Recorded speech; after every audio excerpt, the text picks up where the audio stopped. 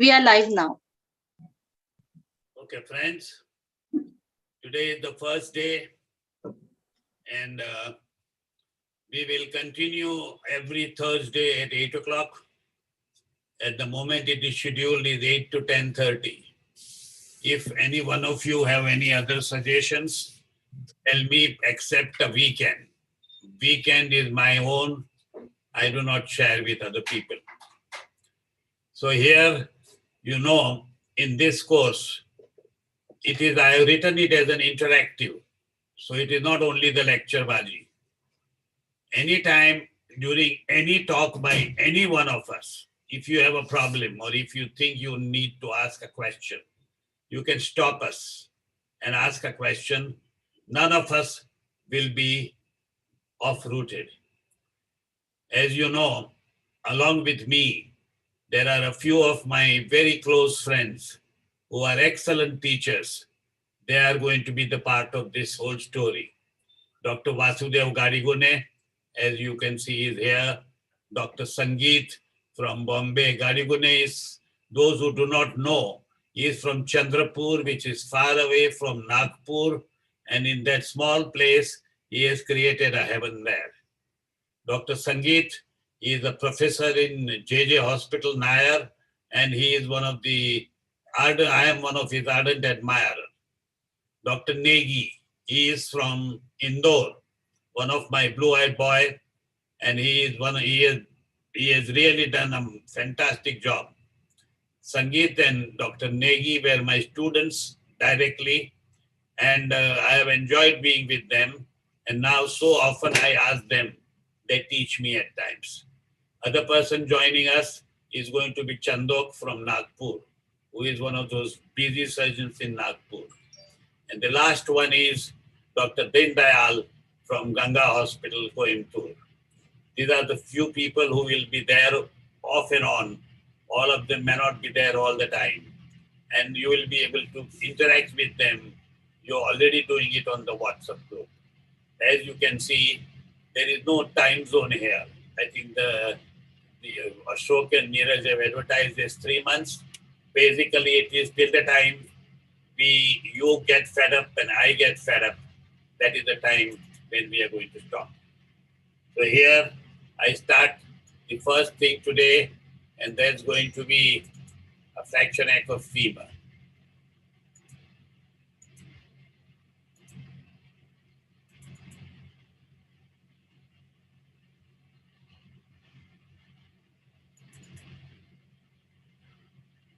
I'm sure all of you treat fracture neck of femur.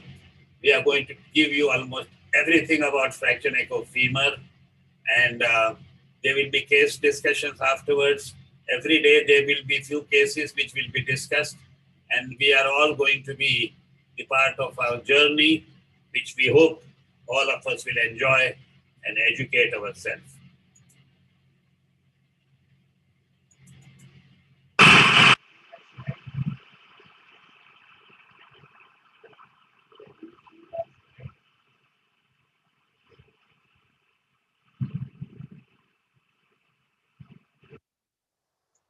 Can you see my slide or you can't see my slide? We can see, sir. Right. And nobody is answering. I was quite surprised. We can see, sir. No problem. Can you hear us, sir? I can hear you. Yeah, we can see your slide and we can hear you clearly, sir. Okay. So in practice, the classifications which have been described for a fracture neck of femur, I'll just touch it.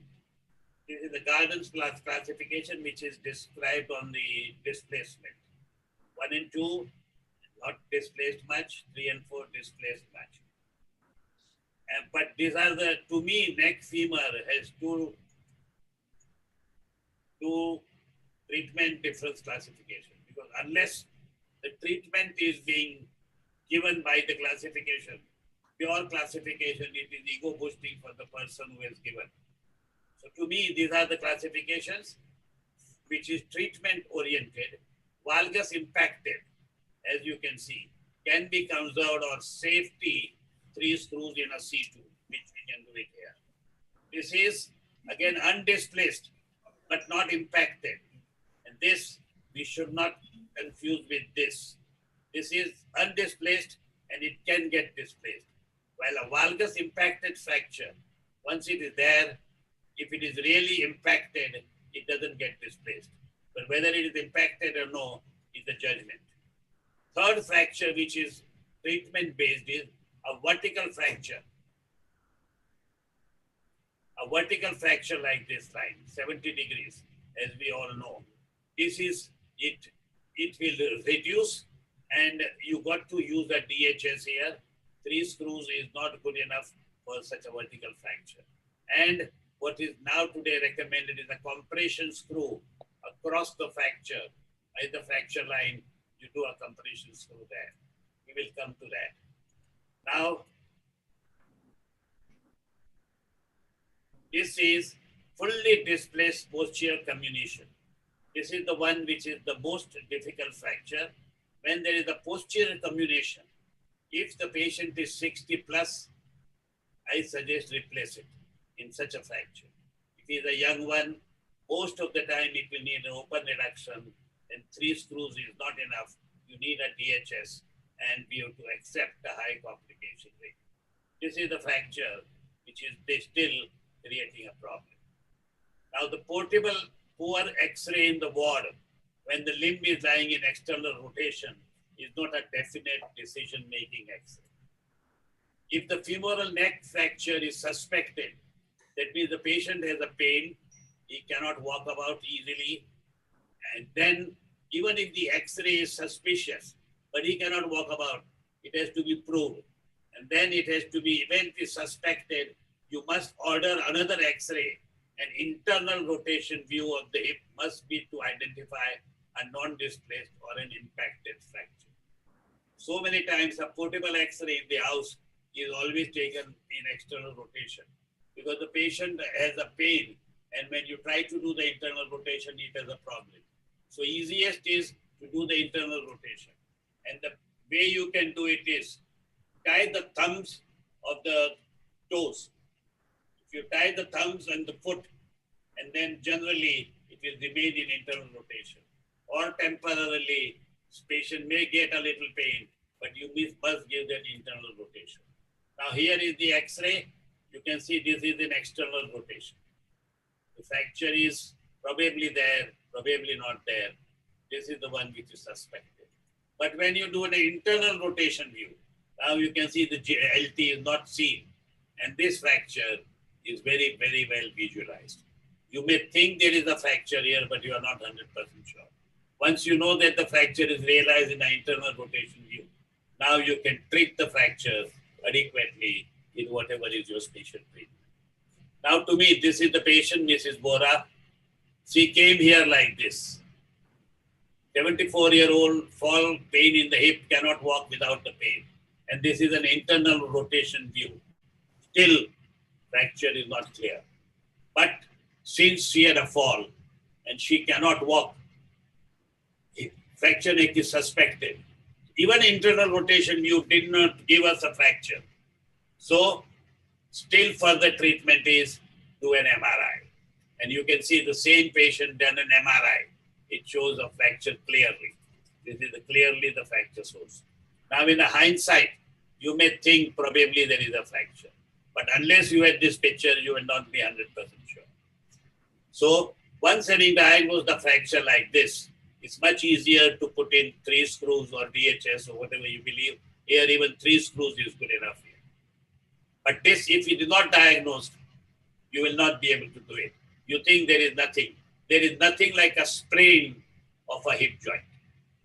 If it is a hip pain, if there is a fall and the patient is getting severe pain while walking, this is a fracture neck of femur unless and until proved otherwise. At times, there is a pubic ramus can be fractured. And that situation, your hip movement will be completely free. But that can at times mimic a fracture neck of femur. So you got to take the X-ray of the pelvic with both hips, and you will be able to compare that with internal rotation so that you can also see the pubic ramus. Now this is the fracture. We showed it on the MRI. Dr. Tanna, sir, can you conserve this type of fracture? Very good question. Very good question. I'll come to that. I'm coming to that. Now, JBJS 93 March, MRI provides an early diagnosis of the occult fractures about the hip and may decrease the length of the stay in the hospital by expediting a definitive treatment. So the MRI is very, very diagnostic here. Now, as somebody rightly mentioned, whether we can conserve this fracture. Now, this is that not a typical valgus impacted fracture. This fracture can shift. Even if it is undisplaced, it is not ideal situation. You cannot conserve this. This will shift in a due course of time if you do not really fix it up. Only fracture which you can conserve, which I'll come to in a short time. Now here, this is the fracture again, a second fracture, which is seen in the MRI, which wasn't seen in the X-ray. So this patient, having now 71-year-old patient, refused fixation as she did not see it in the X-ray. And you know how today's patients, they really mistrust doctors, that they want to earn, and that's the reason they're asking surgery. This is what happened, that MRI showed this fracture, but then in 14 weeks time, untreated, it got displaced. 19.5 to 38.8.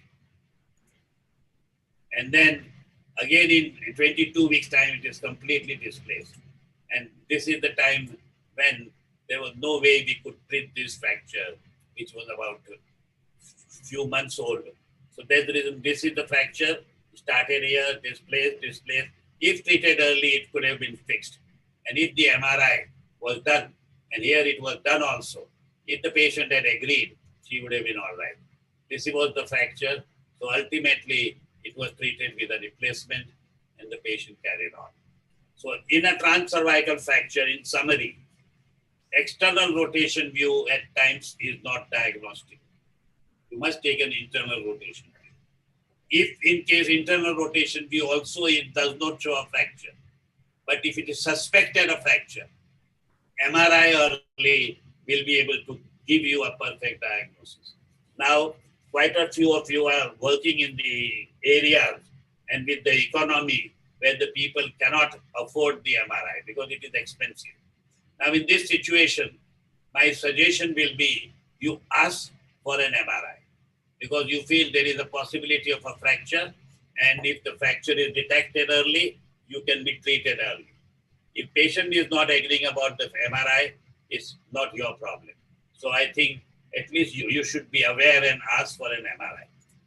Now here, conclusion till now, X-ray of a suspected neck, if it's normal, not definite, internal rotation view, and internal rotation view also does not show, then MRI is an absolutely must in order to diagnose the fracture. For a treatment, internal rotation with the traction under anesthesia is most informative. Particularly when you know the fracture, then under the traction, when we give it on the table, that is the one which is most informative. Now we come to this conserved treatment. Sir, Yes. sir, may I interfere? Please add up. Please. I know the answer, but why the X-ray is taken in internal rotation? You can ask the delegates. Why do you take X-ray in internal rotation? Yes, Dr. Garikune has put in an excellent question. Anybody, what I would suggest is please, one of you must get up and answer this question. Then only all of us will learn. Sir, full length of. Hello. Yes, please. Good evening, sir. We can see the full length of neck in internal rotation. In an external rotation also you are seeing the neck. Because of the antiversion. It is overlap when internal rotation is taken, the whole anatomy of the head is seen properly. Otherwise, there is an overlapping is occurring, as you can see in a external. Garikone, you want to add up something? No. That is what actually they should make. It should be clear to them. Okay. Now conserve. When can you conserve the fracture neck of femur? Impacted valgus fracture. This is the type of a fracture. This is the one which you can conserve. non-undisplaced, not undisplaced fracture. This is undisplaced fracture. You cannot conserve this undisplaced fracture. Impacted valgus means it has been jammed inside. Once it has been jammed, now it is very unlikely to move. And even on the table, if you try to reduce this, it will be almost impossible to reduce with the closed maneuver. So, valgus impacted fracture, undisplaced but not impacted, cannot be conserved. Conserved is okay for such a fracture, but not for such a fracture. See what happens to this fracture. This fracture was on day 1, 3 days, 6 weeks, and then you can see it's completely undisplaced. Undisplaced fracture like this, which is not a valgus impacted, cannot be conserved. This is the fracture. Take it early, give a traction, we'll be able to reduce and fix it up. With 3 screws or a DHS, whatever it is you come to, at the moment, whatever is your choice, it must be fixed up. Now here, this is also valgus, but this is not a valgus impacted. You can see it's comminuted fracture. This is valgus impacted. This will not move.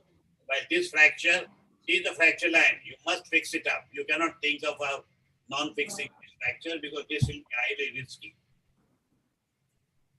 So when to conserve, my rule of thumb, valgus impacted fracture when the patient comes walking full weight bearing with a little pain.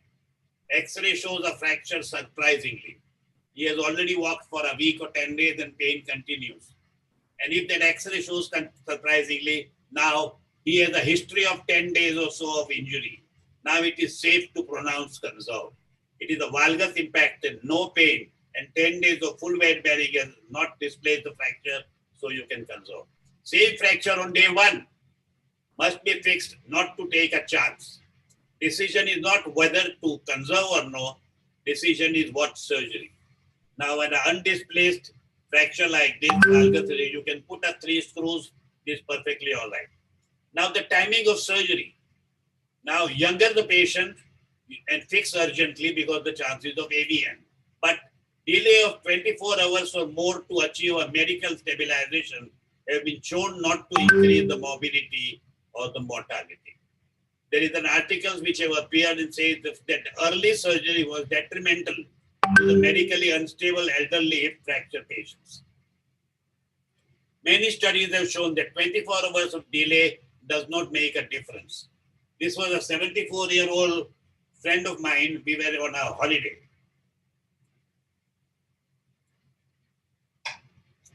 We were on a holiday. He fell down and couldn't walk. That was no point in, we were on a holiday somewhere in a resort place. There was no question of taking him to hospital, taking an X-ray or anything. To me, it was a fracture. X-ray was not available. Now, what do you do here? Can I ask somebody here?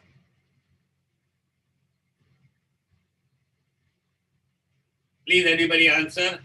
That fracture, holiday about 10 hours away from Bombay. We were 10 hours away from Bombay by ambulance.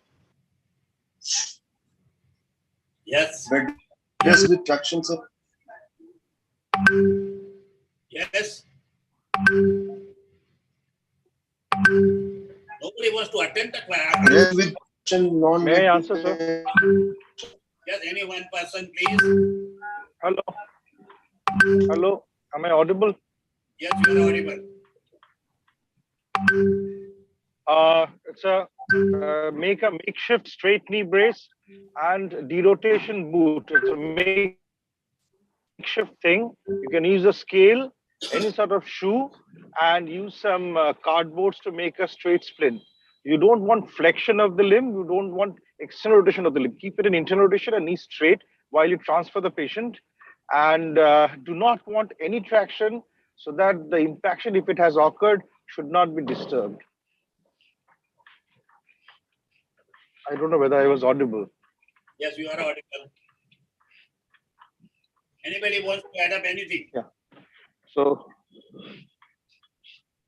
yes, please. Please be practical. Don't. You are not answering an exam question.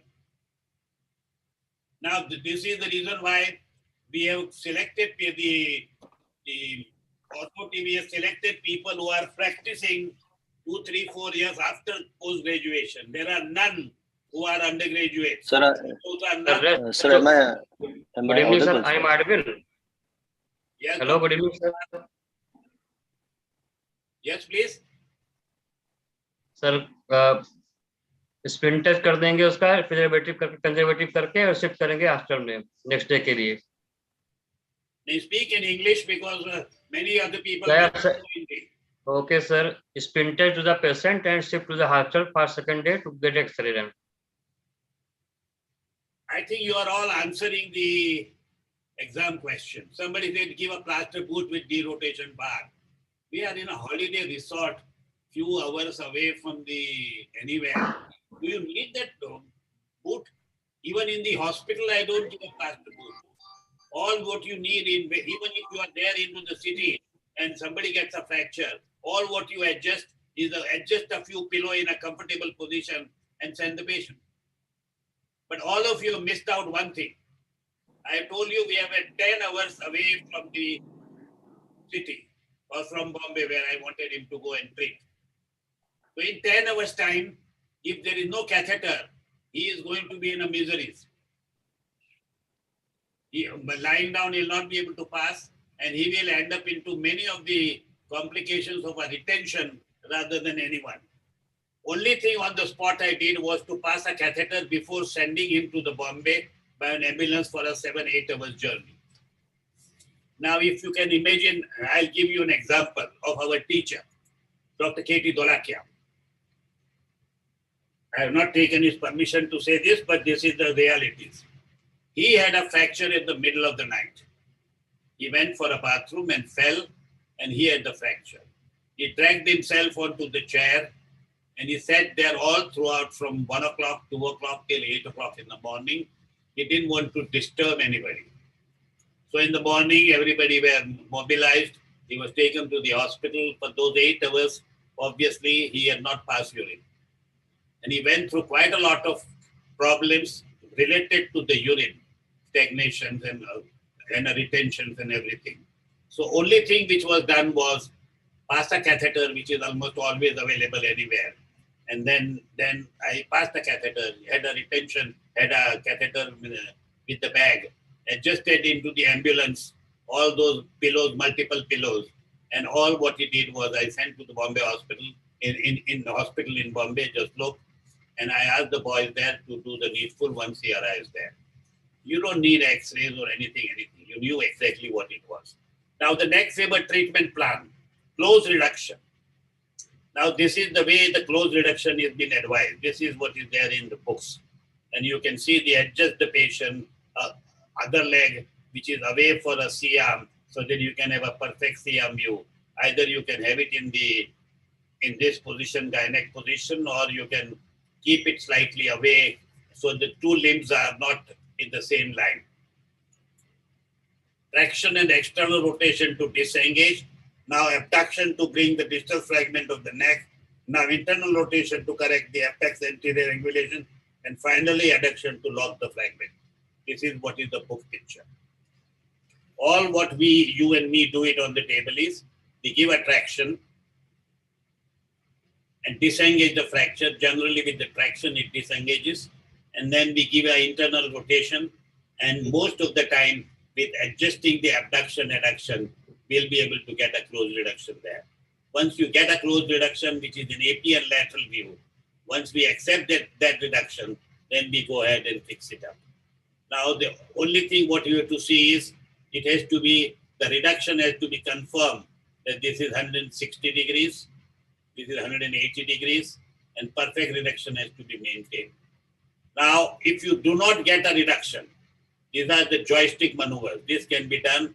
You can put a hook into the fracture and put K-wires here, and you can adjust the rotation, and under a C-arm, you will be able to get this reduction. Now, once you have done the reduction, these two S are absolutely mandatory, these two S. If you don't get these two parallel S, then you know that the reduction is not perfect. If there is no perfect reduction, to me, there cannot be an acceptable reduction. It has to be an anatomical reduction. The reason why this fracture neck of femur fails is people fix it up into the acceptable reduction, whatever they get the best reduction after trying it out. That's not good enough. Now here it is impacted, this is valgus impacted fracture. You have two choices. You fix it up in that impacted fracture. Fracture is 99.9% is going to heal up because it is nicely impacted fracture and there is not going to be a problem. You can fix it up and everything will be fine. Or if you want to reduce it into anatomical position, then you will have to pass a guide wire up to the fracture, take this screw into the lower end and just adduct that fragment. Only this fragment you adduct it so that this will disengage. You will get a good anatomical reduction and then you will be able to fix it up. This has been well, it works quite well, not all the time. Quite often you may have to put inside the fracture the hook, which as I told you earlier, you may have to put in this hook.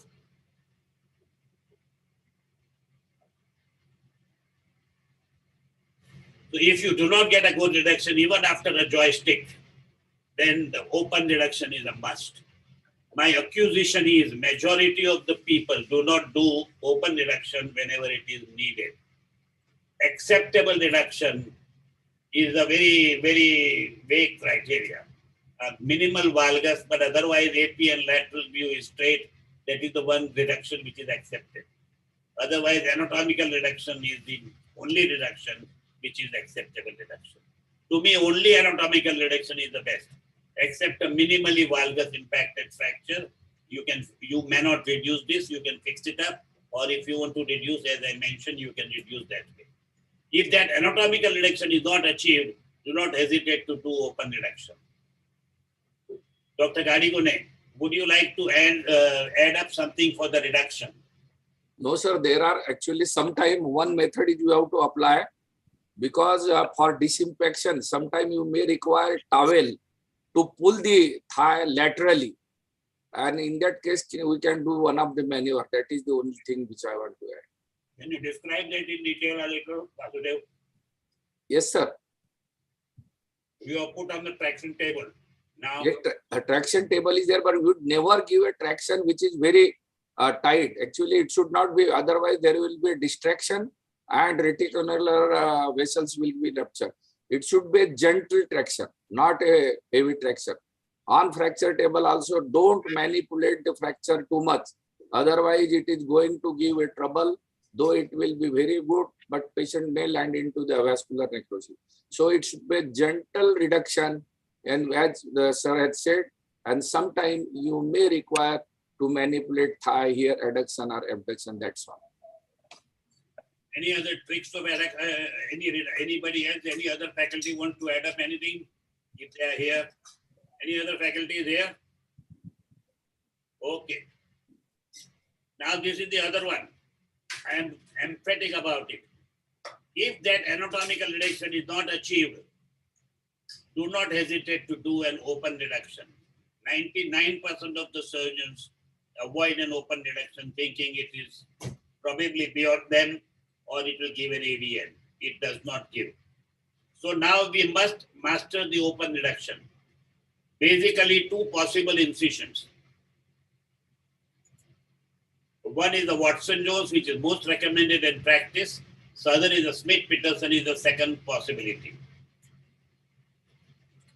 Put on the primary thing is put on the fracture table, but without the traction to manipulate the limb. If it is under traction, then even after open reduction, it is difficult to do the reduction. So you may put the patient under traction on the table, but do not put under traction. Take the traction away because you may have to manipulate the limb in order to get the reduction. And then here is the incision. Incision begins at 4 centimeters posterior to the anterior superior iliac spine, extend to the tip of the greater trochanter, and then parallel the posterior border of the greater trochanter to its inferior margin. The subcutaneous tissue is reflected from facial lata, at which point the tensor facial lata muscle is seen. one must resist the temptation to perform open reduction on a fracture table. This unnecessarily compromises the surgeon's ability to disengage the fracture fragments and manipulate them into a reduction. So open reduction has to be without the traction table and traction advice at all. Now these are the two ways. You go between tensor fascial lata and sartorius, and once you go there, you will be able to get the fracture and you will open up the capsule, T-shaped capsule cut. Or you can go between the tensor fascial lata, where you can go a Smith-Peterson and a gluteus medius, and then you will be able to go there. So these are the two I will show it there.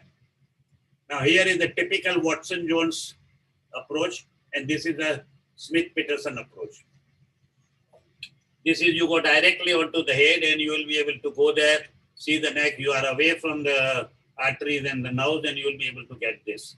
This is the typical approach which you can see.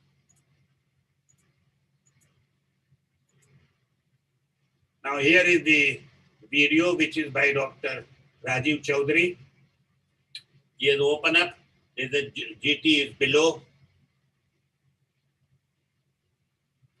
This is the typical way he is going between tensor fascial lata and the sartorius.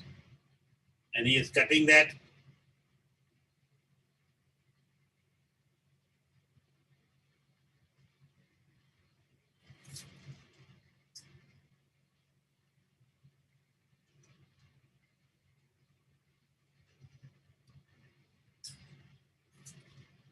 And now he is cutting the capsule. Joint capsule is inside, and you are right there in the joint, and you can see the neck here, and which you have to manipulate and get the reduction. Okay, the next one. This is the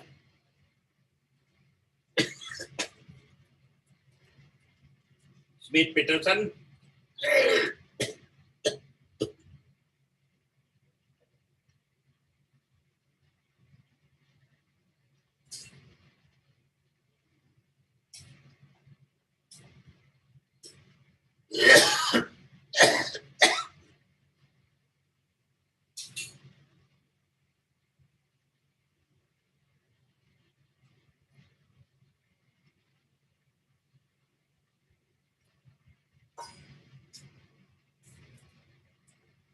And once you go between the muscles, you are right under the capsule. And you will be able to cut the capsule and see the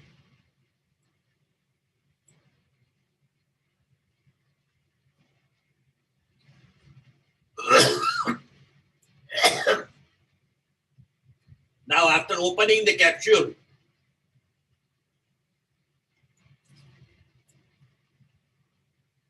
you have to still, you cannot get the reduction very simple. It is a joystick. You will have to push in the head and still Kushner wire may be inserted into the femoral head to act as a joystick to facilitate reduction. And even you can hold the reduction with the clamp, but you will have to rely on the C-arm almost all the time in order to get a good reduction. And once you have a good reduction, you hold the reduction. Now go ahead from the lateral side and fix up the 3 screws or a DHS, whatever you believe.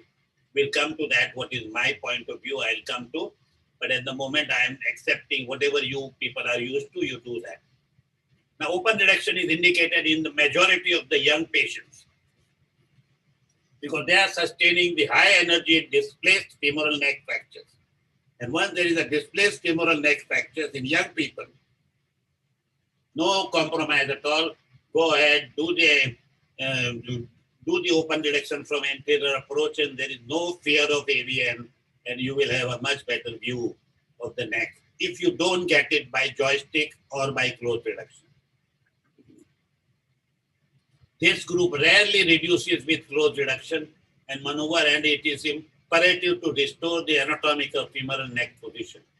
It may be considered in an older patient in whom anterior anatomical reduction cannot be achieved with a closed technique. The reduction of the displaced fracture is almost uniformity in opinion. Non-displaced femoral neck fracture should be stabilized with the multiple parallel leg screws or pins.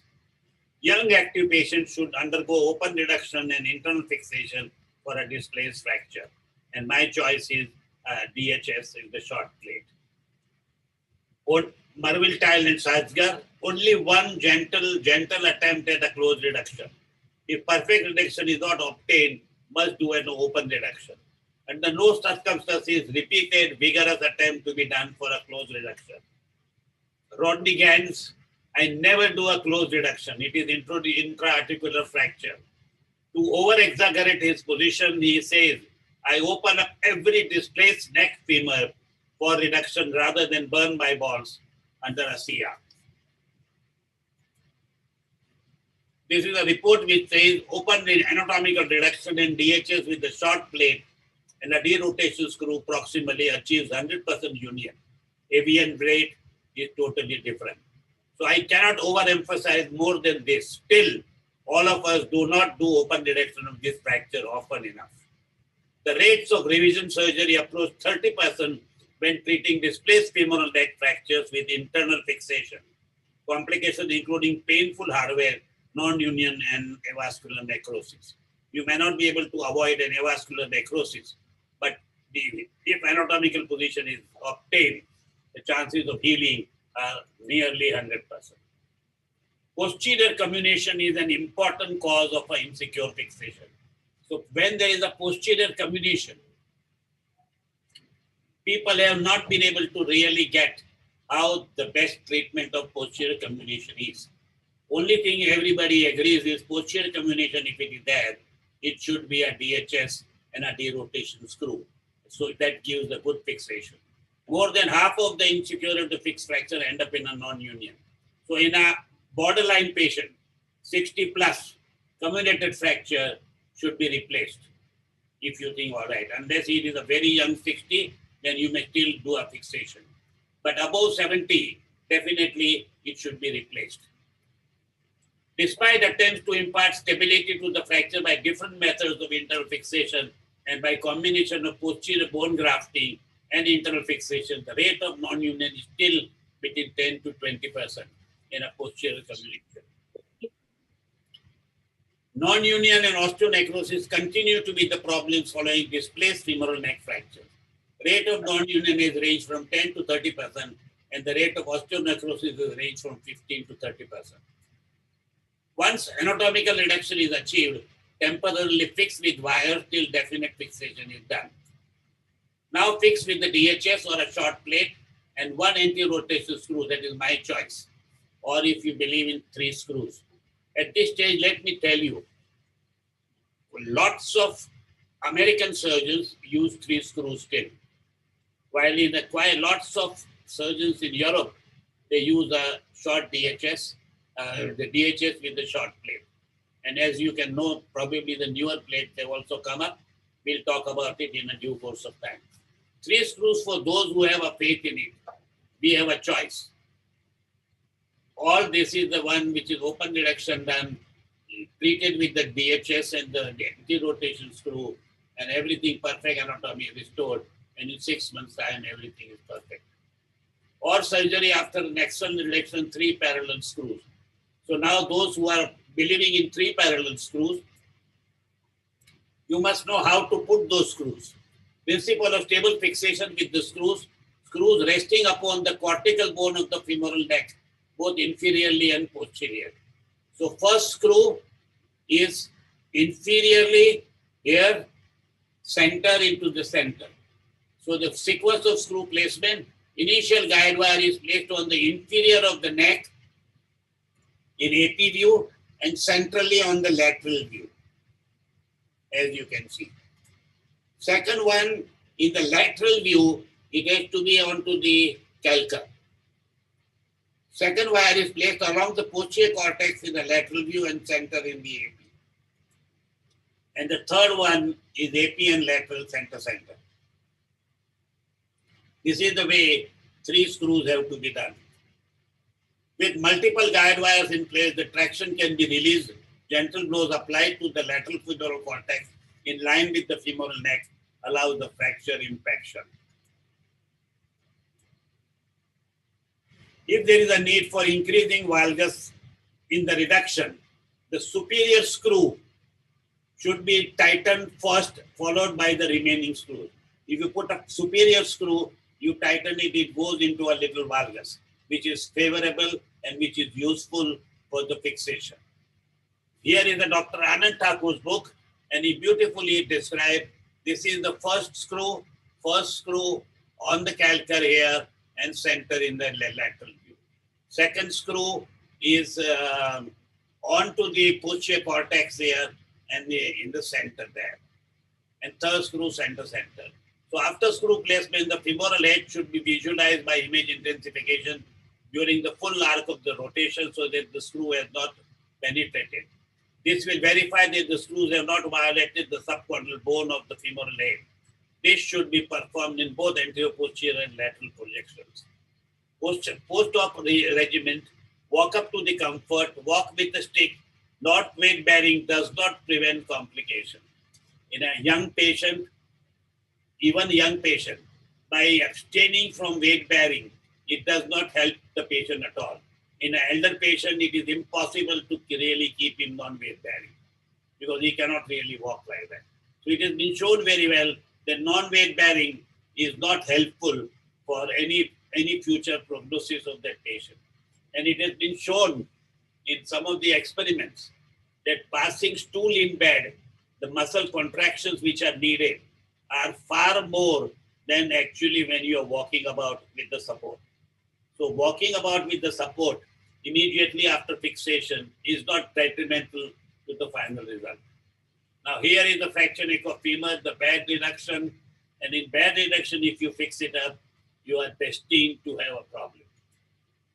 And it's going to go into non-union and it's going to back out. Now here, perfect position, the screws are perfect, and that's the reason why the whole thing goes back to normalcy. Now DHS with the short side plate is considered better by AO for all fixation intracapsular fracture stability. This is the one which is there. So you pass two guide wires, put in this first derotation screw so that it will go into valgus. And now put a DHS and a side plate. This is the one which is considered to be the most stable fixation for this fracture neck of femur. And how do you do a good DHS? That is what it is. It is the second talk.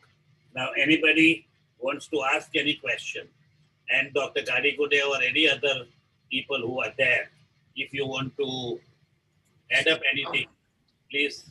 Sir, International Orthopedic Record Journal, May 2022, this month, they have done RCT on 499 patients above 65 years of age, fracture neck femur displaced with joint replacement, means prosthetic replacement and internal fixation. They found that the replacement is the treatment of choice after the age of 65, as there are so many complications of internal fixation like screw exclusion, avascular necrosis and non-union, and there is a revision rate is more than 30% in their series with the internal fixation group. So there is now a clear evidence after the age of 65, treatment of choice is a replacement, and whether to do a bipolar or a joint replacement, still a debatable issue, and that should be looked by the persons, those who are doing according to the age, and there are so many other factors to be considered, whether to do a bipolar or a replacement surgery, cemented or non-cemented. Sir, I want to ask one question. Hello, am I audible, sir? Yes, yes. Yeah, regarding the earlier part of our presentation, one thing is for suspected fracture, how do you compare CT scan versus MRI? Because you mentioned about the MRI. MRI gives idea about the bone marrow edema and the fracture, but the CT gives a better understanding of the fracture anatomy. One. And second thing is regarding conservative care of transcervical fracture. What is the time frame for bedside mobilization and ambulation and complete bed rest? How much duration? How do you decide? Yeah, one at a time, just hold on. The suspected fracture, CT scan or MRI. MRI obviously shows the earliest fracture which is seen in MRI. So when there is no trabecular discontinuity is not there, and you are seeing those the earliest things like in AVN it is seen in MRI. I can understand the CT probably will give you the same thing, but MRI gives you a little earlier. But even if you do CT, it's perfectly all right. Your second question was what?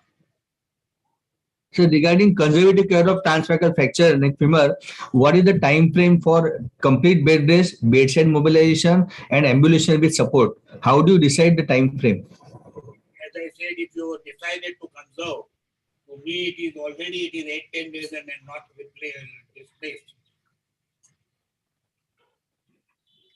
Then only conserve. Once you conserve, there is no question of bed rest. He can have a supported walking anytime without any problem. And for during the sleep, to prevent accidental movements, do you recommend long leg knee brace or derotation bar for the conserved fracture femurs? Go ahead and fix it up. Don't conserve. Derotation bar does more harm than good to the patient, because the patient is immobilized in the leg and there is no movement of the leg, but he has to move for his daily routine, for toilet, urinal, and some change of position. Only during sleep, sir, to prevent unintended movements. No, it is more harmful than doing nothing. It is more harmful. But let it be in the external rotation and in ease of position, that is better, because in undisplaced fracture where there is no pain much, in a displaced fracture, boot and bar has no role even in a complete fracture and even incomplete fracture also. Is obsolete. May I ask a question, sir? Doctor, I see Dr. Sangeet and Dr. Chandu, which is there in the online. Any opinions? Sangeet, Dr. Chandu, here, Chandu. Yeah. Good evening, sir. So totally agree that boot and bar has no role. Rather, just resting on a pillow whenever you need to do is more than enough. Because if you are putting forcibly on a boot and bar, it leads to internal rotation and that may lead to increased tension inside the joint. So just resting on a pillow is good enough whenever you are treating conservatively. And the configuration of fracture, totally agreed, sir. The best configuration what we can give is in 3-screw fixation, what you have suggested, and in a DHS and a derotation as suggested. Absolutely agreed, sir. May I ask a question here, sir? Yeah, please go ahead. Regarding the open approach to the hip, as Dr. Tanna said, you don't do it on a fracture table, do it on the plane table. How would you get a lateral view when you're putting 3 screws or even the DHS? How do you negotiate the C-arm on a plane table? Did not get me. Please understand, I think I repeated again, second time. Patient is on the fracture table, but not with the fracture, with the traction. So once you have open reduced, once you temporarily put the K wire, now you want to really put the definitive fixation. At that time, you put the patient on the traction. You don't need to do the traction, but put the foot piece. And now you'll be able to take a formal AP and lateral view on the CR. But while reduction, while opening up, you put the normal table, sir, and then you readjust the table to the fracture table. Am I getting you correctly? No, you are not getting me correct, better. Then please repeat, sir, once again. I didn't follow. On the fracture table without the foot being traction. Okay. Okay. It is very easy to shift it right away. Once you get the open reduction, temporarily fix it up. Now you can tie the foot piece so that it is easier for you to take an AP and lateral view. Am I clear? Yes, sir. Yes, sir. Thank you, sir. Sir, may I ask a question, sir? Yes. So is there any role for capsulotomy? I have heard a concept of vascular tamponage. So while we are doing a closed reduction with percutaneous screw or something like that, is there any role for a capsulotomy with artery forceps so as to release the pressure? Good question. I think it was a hot debate at one stage where the surgeons went down and did the capsulotomy to deep to really take out the hematoma. If you do the open reduction, it happens automatically. But if you get by closed reduction, nowadays nobody recommends opening up the capsule to do the decompensation of the head, or they call it a tamponade of the neck, which you want to release it by doing the capsulotomy. It is not done when you are doing it with a closed reduction. You got a perfect reduction. There is no need to do it. Anything anybody wants to add up, Chandok? Yes, sir. May I ask a question? Just a minute, I think. Yeah. Coming to that question of tamponade, really we don't do for any patient now. But when you drill the outer cortex and go up to the fracture site, actually you would see a lot of blood comes out. So if that fracture hematoma is in continuity with the fracture zone, the blood, if it is under tension, would automatically seep out through the drill you have made in the outer cortex once you remove the guide wire. If at all you are really concerned and it is really within 6 hours of injury and you want to do a decompression, just angle this drill bit obliquely so that you are just exiting at the fracture site, and that itself would lead to decompression rather than incising the capsule and hurting more in the vascular tree. Okay. This is what Recent, there is no evidence that the tamponade decompression gives a better result and prevents a vascular necrosis. Yes. Sir, may I ask a question? Yes, yes. Hello? Yeah, please. Sir, is there any role of primary valgus osteotomy? Sorry, Is there any role of primary valgus osteotomy we'll come to in the that. case of fracture neck femur? We'll come to that. Very good question. Right, sir. Okay, sir. Everybody, once the questions are over, then only we'll go ahead. So please ask the question. Sir, can I ask a question? To finish X amount of topic. This, Sir, am I audible then? Yes, yes. we talk whatever we really discuss it out, everything, so that all the doubts are being cleared out, and then only we go ahead. Yeah, you can go ahead. What you questions you are going to ask, but on your logo we see iPhone, so we can't address to you by name. Sir, am I audible there? Yeah, you are audible. Go ahead. Sir, there's a recent publication in JBGS 2017. The publication says that we all know that if there's a fracture neck femur above 65, total hip replacement is the best solution. But there was a publication which says in 2017 JBGS, any patient between 50 to 65 years of age, and they had compared open reduction internal fixation with THA. And they have proven that the THA is also better in this age group as well. So how do we basically decide what is the best decision in these patients? If the patient is coming up to us and he says, give me the best operative treatment? What do we say to the patient? Should we go for an ORF or should we go for a replacement procedure? Because when we do an ORF, the osteonecrosis chance is always there. So how do we explain the patient that the best operative decision in these patients? Okay, I just intend to answer.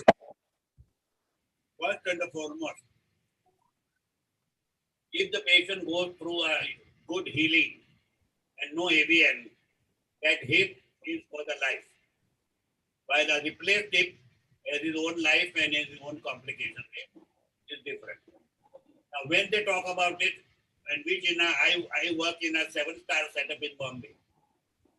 So my infection rate is almost 0. And with the setup in which we are there, with the type of patient we treat, table chair and commode life, for them, the hip replacement is all right. But the large population in India, they do not have a table chair and a commode life. So for them, I would strongly feel that the repairing has a much better practical purpose for them than for the. So if in case you are treating a patient who has a table chair and a commode life, with today's good hips, which last for 30 years, at the age of 50, 55 also is a good treatment. But then the person who is like Dr. Garigone, whom we treat the people, they are not in that zone. So how are you going to replace them and then tell them that don't sit down on the ground, don't squat your things, try to use a commode, don't use an Indian toilet. All these things are impractical for every patient. So that's the reason you have to take a call in that. And we will be coming to this till the next femur, still I think it will not be over for at least next session also. I don't think it will be 2 sessions, the next femur will complete. So we will come to that in any case. Any other questions? Hello. Sir, hello. Sir, I want to ask a question. Bolo, bolo. Sir, any tips on close reduction of the fracture neck femur, sir? You joined after I finished that or you were there at that time? Sir, I have heard your lecture. I just want that there was some clarification whether to give traction or not in a close reduction of the fracture. Today when I talked on the reduction, you were there, you joined a little. Sir, I think I joined late, sir. But there was some talk regarding Dr. Garigone said that not to give traction while reducing that fracture, sir. No, initially you will have to give a traction. You don't over traction it, because if you give the over traction, then the vascularity may be affected. You will get a traction with the fracture, and then you wire into the head of the femur, and you put a hook around the neck. And I think probably you will be given the video. So if you see that, I think I had already discussed about how to get the joystick reduction. The joystick reduction also does not come, then you will have to do an open reduction. Yes, sir. Yeah. Yes, Dr. Chandok. Yeah. So if I answer that question a bit differently, sir. So his question is particularly whether to give traction or not for primary reduction. So what we usually do, whatever position the limb is lying, after the spinal anesthesia or whatever it is, hold the knee and longitudinally just give a gentle traction. Put the foot plate in whatever position it is. Usually it is externally rotated. The foot shoe is applied. If this is left hip and the foot plate is applied, so we tie it on that position, and in the same position gently with the screw attachment, not by pulling the bottom attachment, the screw mechanism, 2 or 3 threads are rotated and a C-arm shoot is taken. So that over distracting, we just gently distract to achieve whatever valgus and reduction we want to. Majority of the fractures are well reduced by this maneuver.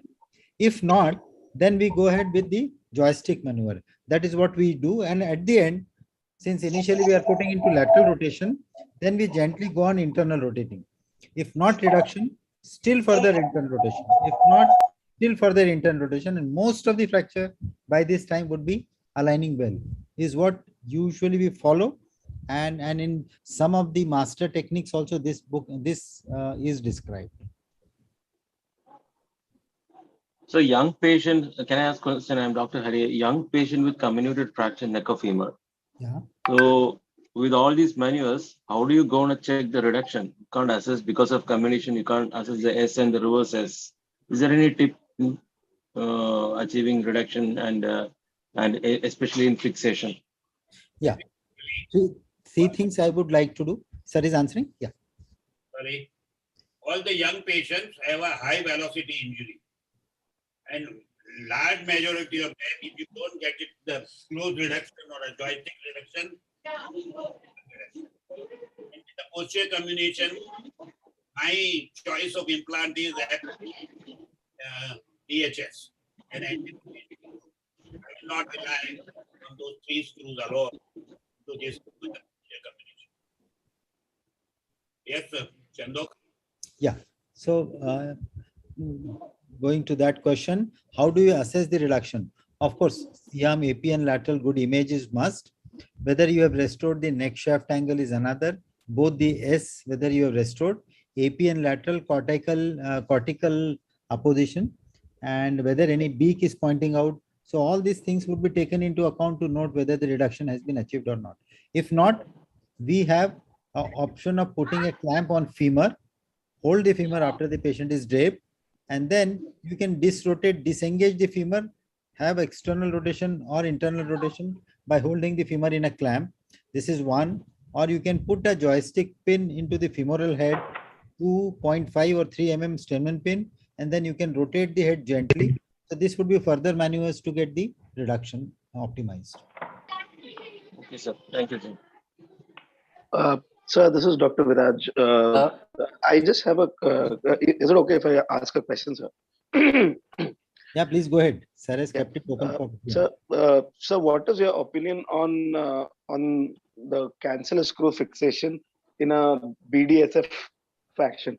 So there's instead of the cancellous parallel configuration or the reverse triangle configuration, there is biplanar configuration where they use 3 screws. One goes from the calcar into the posterior wall. Yeah, that is going to cover that in session 2. Okay, sir. Yes. At the moment, we have talked about the standard surgery, which everybody does it. And now quite a lot of things remaining onto the transcervical fracture. Tandak, yes, sir. Please. How to do a intrafocal manipulation? Please explain them. Otherwise, if they listen to it, and if don't do it properly, then it will be more hazardous than the good. Yes. So please explain to them. What is intrafocal? Good evening, sir. Of a fracture make of the femur for reduction. If you open reduction, you are seeing the fracture. So basically, you go into the fracture and tilt the fracture, which is there, which you are seeing it in a pre-op. So that intrafocal reduction is the only way in which you can do it. Either you will have to dissect by a hook, which is open reduction, or even by a closed reduction. But that unless you go to the fracture side, you will never be able to get anatomical reduction. And once having done that, reconfirm it on the CM that you have a decent anatomical reduction or minimal valgus reduction, and then temporarily fix it up. Unless and until you go inside the fracture, irreducible fracture, you will not be able to really reduce it just like that, even after open reduction. You want to add up something, Vasudev? No, sir. This is what I want. They should be clear about the. Because just because you open it up, you don't get, because you are not seeing we are seeing a very small part.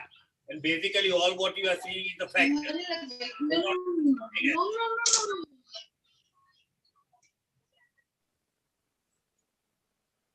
Dr. Sangeet, you are there? Good evening, sir. Dr. Sangeet?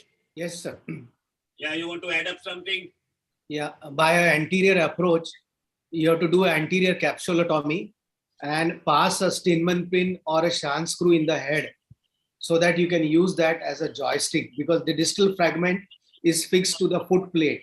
You cannot manipulate much. All what you have to do is manipulate the proximal fragment and get a cortical reduction where you interdigitate the fracture. That is the only way to confirm whether by an open eye, and you are seeing only the anterior cortex, superiorly, inferiorly, you are feeling with your finger, because that much exposure in that anterior approach is not possible. All you are seeing is the anterior part of the neck. You interdigitate, manipulate.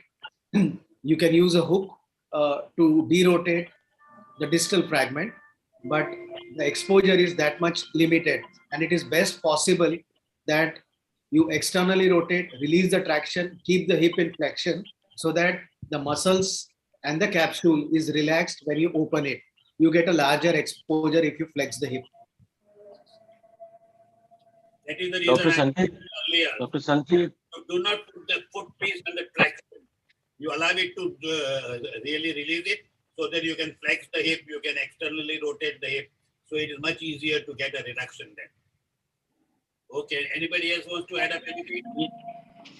Any of the participants also, if you have anything to say? Is there any? Huh? Dr. Sir, is there any role of fixation in lateral position, sir? Reduction. Sorry, can you repeat the question? Is there any role of lateral position for fracture neck femur surgery? Fixation in a lateral position.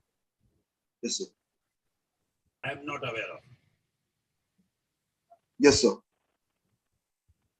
One question, sir. Hello, am I audible? Yes, Yeah. Sir, this is Dr. Irfan. Is there any, sir, time frame for the internal fixation for fracture neck femur in young patient, like neglected patients, like 1.5 months old, 2 months old? Do you still do internal fixation or do something else? in a young patient, it is mandatory to do an internal fixation. You may adapt an abduction osteotomy if you feel that the fracture geometry is not conducive to healing. But even if the fracture is not vertical, then you don't need abduction osteotomy all the time except in a non-union. What I am answering is it is a fracture which has come to you after 2 weeks. Right. Non-union, then the abduction osteotomy is a must. Right. Thank you, sir. Thank you. Okay. Sir, recently I had gone through a journal. I can't remember what year it was published. I think it was a recent publication. I just want to ask you if it's right or not. I had read there that if it's a trans-cervical fracture, 3 CCS is a better fixation, and if it is a basicervical fracture, DHS is a better fixation. So is this right?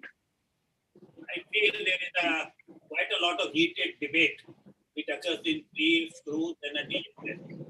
So whichever school you belong to, I think you will have to do it. To me, I am more tend to do the DHS into a displaced fracture which is reduced, and into a younger patient or into the vertical fractures, I do more often I do a DHS.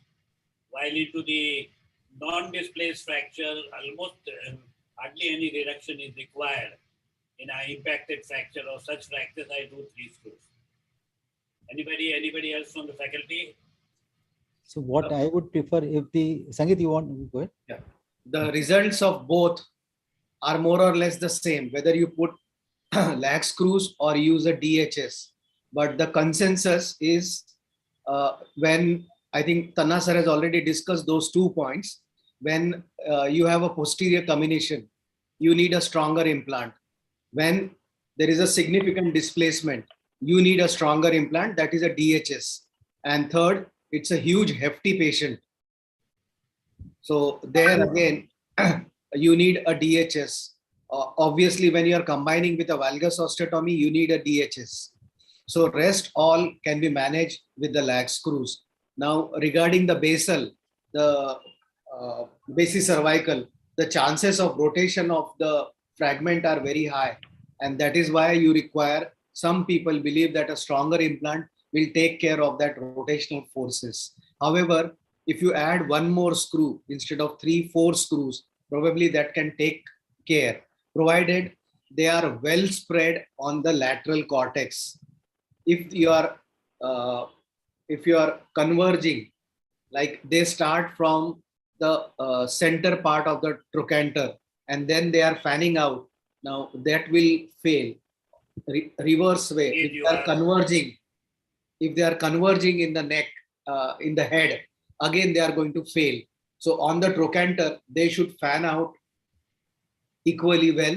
They are spread out so that the lag effect is better in the cancellous bone of the trochanter. And see the newer implants which have come, they all have then a small attached plate which is there. So newer, which we'll be talking about it. So nowadays, the more and more people are using those newer implants which has an attached plate which is there. We'll come to that. Hello. Still the neck femur is not over. Whatever we have discussed up till now, I think there is quite a lot of, as I said, probably minimum another 1 day or maybe 1 more day, 3 days we'll go for neck femur. Everything possible we'll talk about. Sir, do we know? Hello. Yeah, go ahead. So what exactly, in the practical sense, what exactly is the complication rate, even in a well-fixed, well-reduced fracture neck of femur in an young patient? I meant in case of an avascular necrosis. The avascular necrosis is 10 to 30% which we talk about, because which is not dependent upon your treatment. It is still believed it is the day of injury, the AVN has occurred. Very few people believe that the AVN is occur afterwards.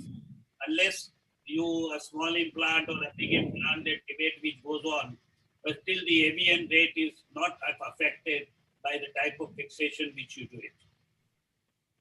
So my question was, in the practical sense, the textbook will be saying the avascular necrosis in 30% will be considering all the well-reduced as well as the inappropriately reduced neck of femur.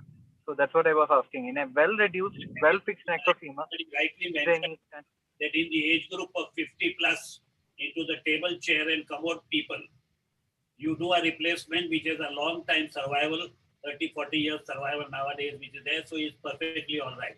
But into the people who are not a commode people, they have to sit down on the ground. Probably the replacement may not be the better solution. I have a question. Now, anybody wants to present a case, Sangeet Chandok? Yeah, I can present just 2 minutes. By that time, Sangeet, you want to say something? There was a question from the audience. Somebody wanted to ask.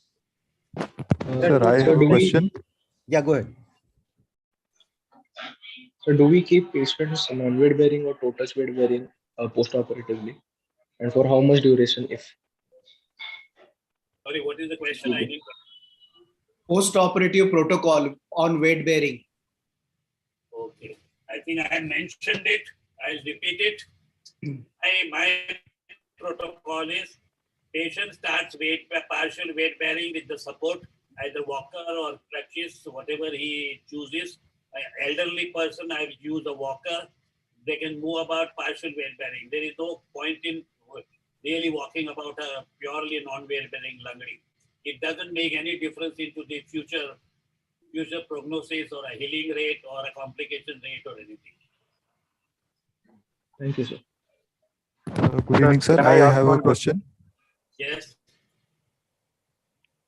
Yeah, good evening, sir. This is Dr. Nishant here. I just wanted to know, there has been a recent concept about positive buttress reduction in femoral neck fracture. Can you throw some light on that? Sorry, what is it? So there has been a concept of positive buttress reduction in femoral neck fracture. If not anatomical, then a positive buttress reduction. Sir, can you throw some light on that? IT fracture, or you're talking of transcervical fracture? Sir, femoral neck fracture, transcervical only. In the IT fracture, positive reduction.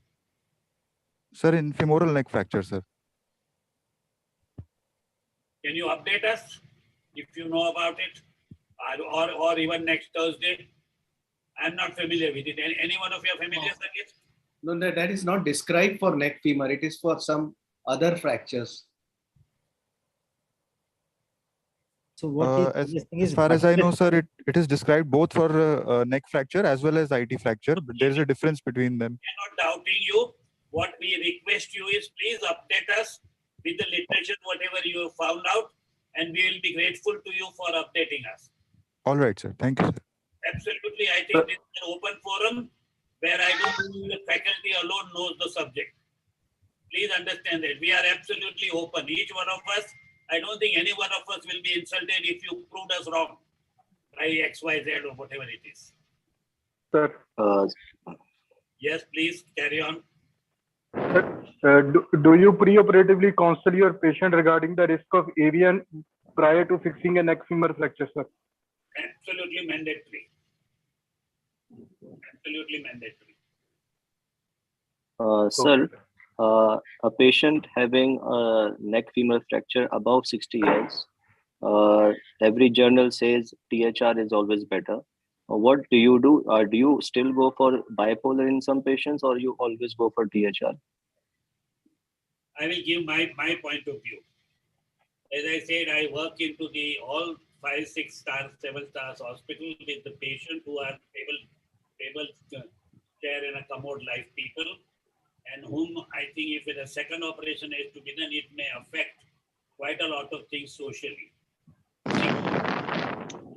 I go ahead and I do a total hip. Unless it's a good 65 is without any displacement, then I fix it up. If it is a displaced fracture, I'll do a THR. Above the age of 80, I do a bipolar.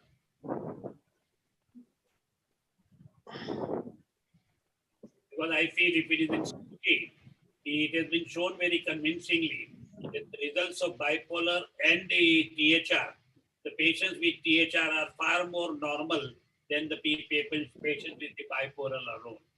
So above 80, which is a shorter operation, short living span, and they will probably go through with the bipolar. Still in a good 80, I would still say, please do a total hip. And it's always cemented, isn't it, sir? Or I mean, uncemented. If it is a good cortex and all, you do uncemented, even bipolar, I would say 80% of the time it is an uncemented femur. Okay. Also. Unless there is severe porosis in the neck and the medullary cavity is too wide, then only the cemented one is done. But in doubt, you are cemented. Your chances of going wrong are not there. In a non-cemented one, at times there can be a sinking of the prosthesis that will give you a dislocation. We'll come to that in due course, in a due course of time. So if you have a doubt, cemented one is the safest. And the results of cemented one are no inferior to the non-cemented one. So that apprehension you should not have.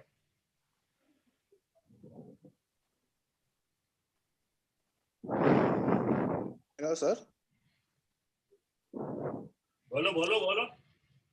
Sir, any role of skin traction preoperatively before fixing, sir? Chandra, do you want to answer that? Yeah. So the only role of possibly, if I can say, is to give them a sense of treatment. So if at all you want to give them a sense of treatment, apply some small bandage and just no traction, just put something so that they get, yes, you have done some trial. Beyond that, there is nothing really. It may harm the patient because put a traction, really applied traction, and you internally rotate. Actually, what you are doing is the joint capsule space reduces in internal rotation or in vertical position. In external rotation, the joint capacity is more. So it does more harm than any good by the preoperative traction. The only role could be a patient who is spastic and has a lot of flexion spasms. The continuous muscle spasms are going on. That patient, occasionally we may put them on a skeletal traction to avoid that catastrophic spasmodic spasms, especially if it can happen, if it happens in a neurologically sequely affected patient. That is the only place where I would have applied. Alone traction will not remove those spasms which are purely neurological. Yeah, along with drug therapy, so that the relatives are not panicky and it is not, and they are not required to hold the limb. Even then, that keeps on rotating the fragment. I adjust the hip into whatever the comfortable position, 2, 3, 4 pillows under the hip, under the knee. But the pillow under the knee is very, very necessary to avoid a lateral path.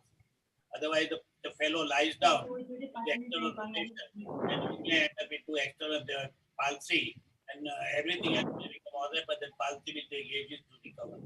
So the pillow under the knee is absolutely mandatory. Thank you, sir. Good evening, sir. Sir, can I ask one question, sir? Carry on to take the permission. Yeah, sir. When is there any role of THR in young patients with fractured neck of femur, like in comminuted fractured neck of femur? THR, you will always give a good result. If you've done a good THR, you will always give a good result. I'll describe my episode. Years back, I was in somewhere in Bihar. Yes, sir. And it was not in Patna, but slightly away from Patna. And I was talking on the fracture neck of femur, young patient, fix it up, ding, ding, ding, ding, and all. And at that time, the CM had also not arrived. So we used to do with X-ray machine. And surgeons after surgeons after surgeons, in a young patient of 25, 28, 30, they're doing Austin Moore. And they see the results of 10 years, 20 years, 30 years, Austin Moore. And I became furious at one stage. There is a 25-year-old, how can you do an Austin Moore?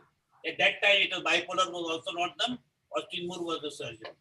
So then in a young patient, if you do Austin Moore, it has a good result because it has a good fit. And then they say, sir, with the X-ray machines and with whatever facilities we operate here, slightly obese patient, we hardly see anything in the lateral view. So we are never into the center of the fixation. And if I fix it up, it goes bad, it goes to my colleagues and it does a bipolar, patient becomes all right. Or it does a Austin Moore, it becomes all right. So slowly over the time, all of us have shifted to Austin Moore, giving a patient immediate relief.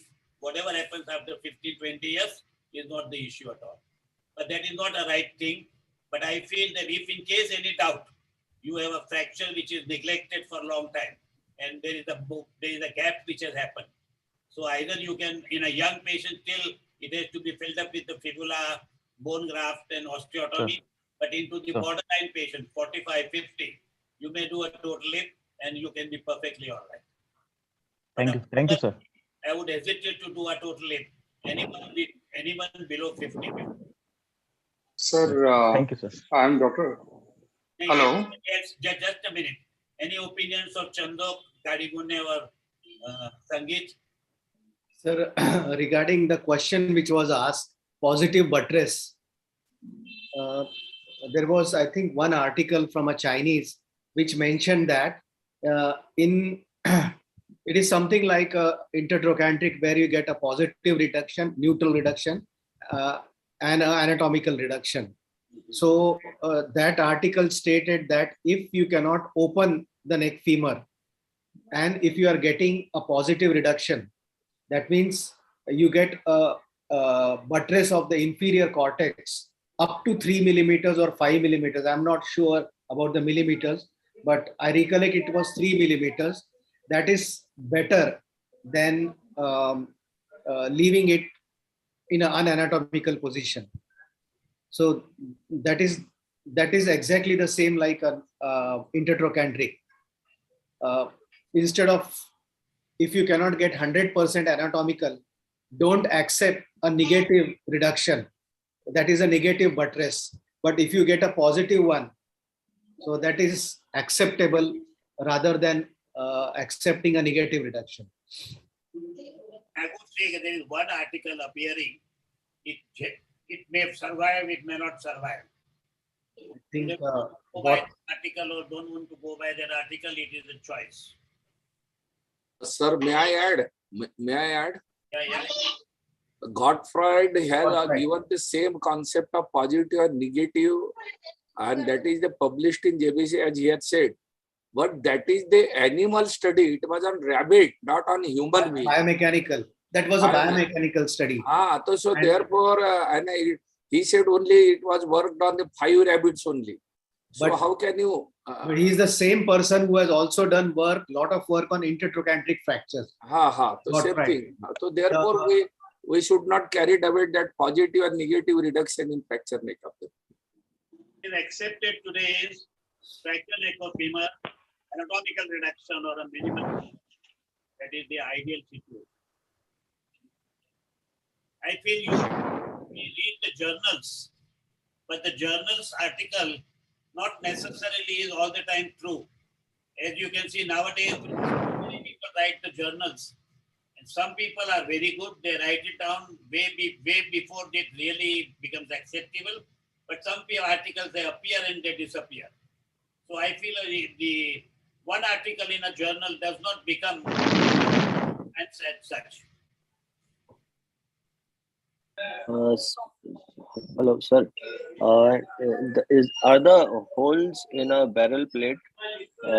Do the holes in a barrel plate correlate with the strength of fixation? Because there has been a recent publication in JBGS saying that a 2-hole DHS is equivalent to a 4-hole DHS. So, what is your thoughts on that, sir? That is what. Like a fracture, it has always been a 2-hole.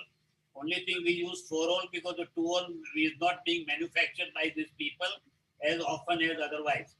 But all the newer implants which have come, there are only 2 screws in the plate. So 2 screws is going to be, it is basically, we were trying to correct the rotation deformity. So that in a 2-hole plate is going to be as good as a 4-hole plate. For intracapsular, we have not used since last 5-10 years any 4-hole plate now. It is only 2-hole. That's right. And has not given away any time. Sir, can I ask one question? Yeah, please go ahead. Sir, can you please tell me, elaborate on the role of the teriparatide and parathyroid hormone injections after these surgeries? After which age should we prefer these type of injections? Sir, I think sir has in the session 8 or 9, a lot of good discussion on bone metabolic upgradation and enrichment. I think it would be proper to discuss there. But however, sir, if he wants to comment right now. In a non-union setup, I think I've been talking about it. Non-union setup, I always use a teriparatide, even in a younger patient, for whatever it is worth. Because it has been off-label use of bone healing promotion has been shown to be.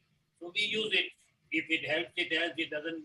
If it doesn't help, we use it for 3 months only, till the time the fracture healing occurs. But still, it is an off-label use. But it certainly, I think in a day-to-day practice, into the private practice, you can definitely use it. It will not harm, it will help. So the area where we work, this injection is really very costly here, and people ask for guaranteed that if they want to get these injections, that kya ye haddi pakka jud jayegi and all. It is very difficult to answer them. Before.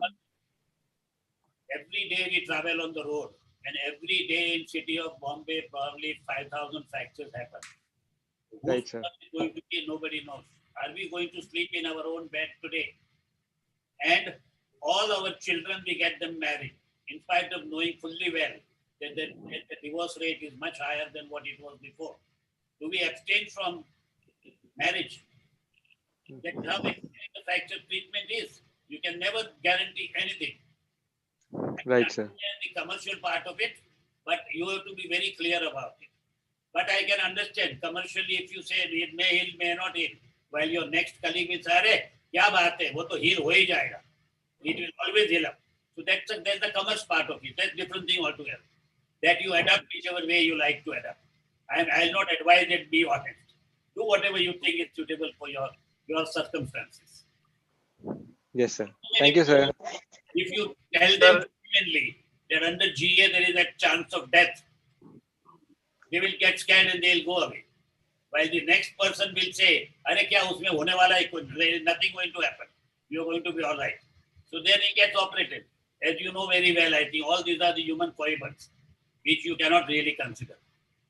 But legally in city of Bombay today, if I have not explained the patient, I can be sued, and it can be sued on the way that you have not told the patient every possibility. I tell you, even if I break a drill point, and if I don't take it out, I have to go through the big procedure into those 5-star hospitals. The drill was broken. I have explained to the patient all the consequences. I have explained to the patient, ding, ding, ding, ding, ding, everything. So that is, I think it is a different thing. Probably large majority of the interior, you don't have to go through all those situations. Except the corporate hospitals, they will adopt it sooner or later. Sir, is there any role for fibula strut graft in neck of femur, sir? That I think will come in the neck into the non-union, and you will see a detailed discussion by Chandok and Garigune about it. Sir, is there any, on the nutshell of this discussion is mainly reduction, is it? Fetch fracture, Chandok and Garigune, you are too fond of fibula. Do you ever use it for a fetch fracture? No, I have not used for fresh fracture, but for a delayed union, non-union. Yeah, that is. You want to say anything? Chandok? Yes, occasionally for even fresh fracture I have used. The patient where I used was a 55 years old lady, intracapsular fracture neck femur, and a patient of rheumatoid arthritis on a lot of anti-rheumatic DMARD, and was not willing for replacement. So we fixed the fracture and had a split fibula used as a bone filler in the superior part of the neck, the proximal part of the neck, where there was a lot of void because of her osteoporotic condition. And I will be able to show the X-ray in the presentation on use of fibula in intracapsular. It is probably once in a while. Yeah, once in a while situation, not regular, not regular. Yes, Sir, is there a role for neck plates? I have seen the inferior neck reduction is achieving the neck reduction is crucial in all ways, and to maintain that. So, is there any use for role for any small curved contoured plates being placed in the inferior neck? Any experience, sir? We'll come to that. I think there lots of things are there. We'll come to that. Okay, sir.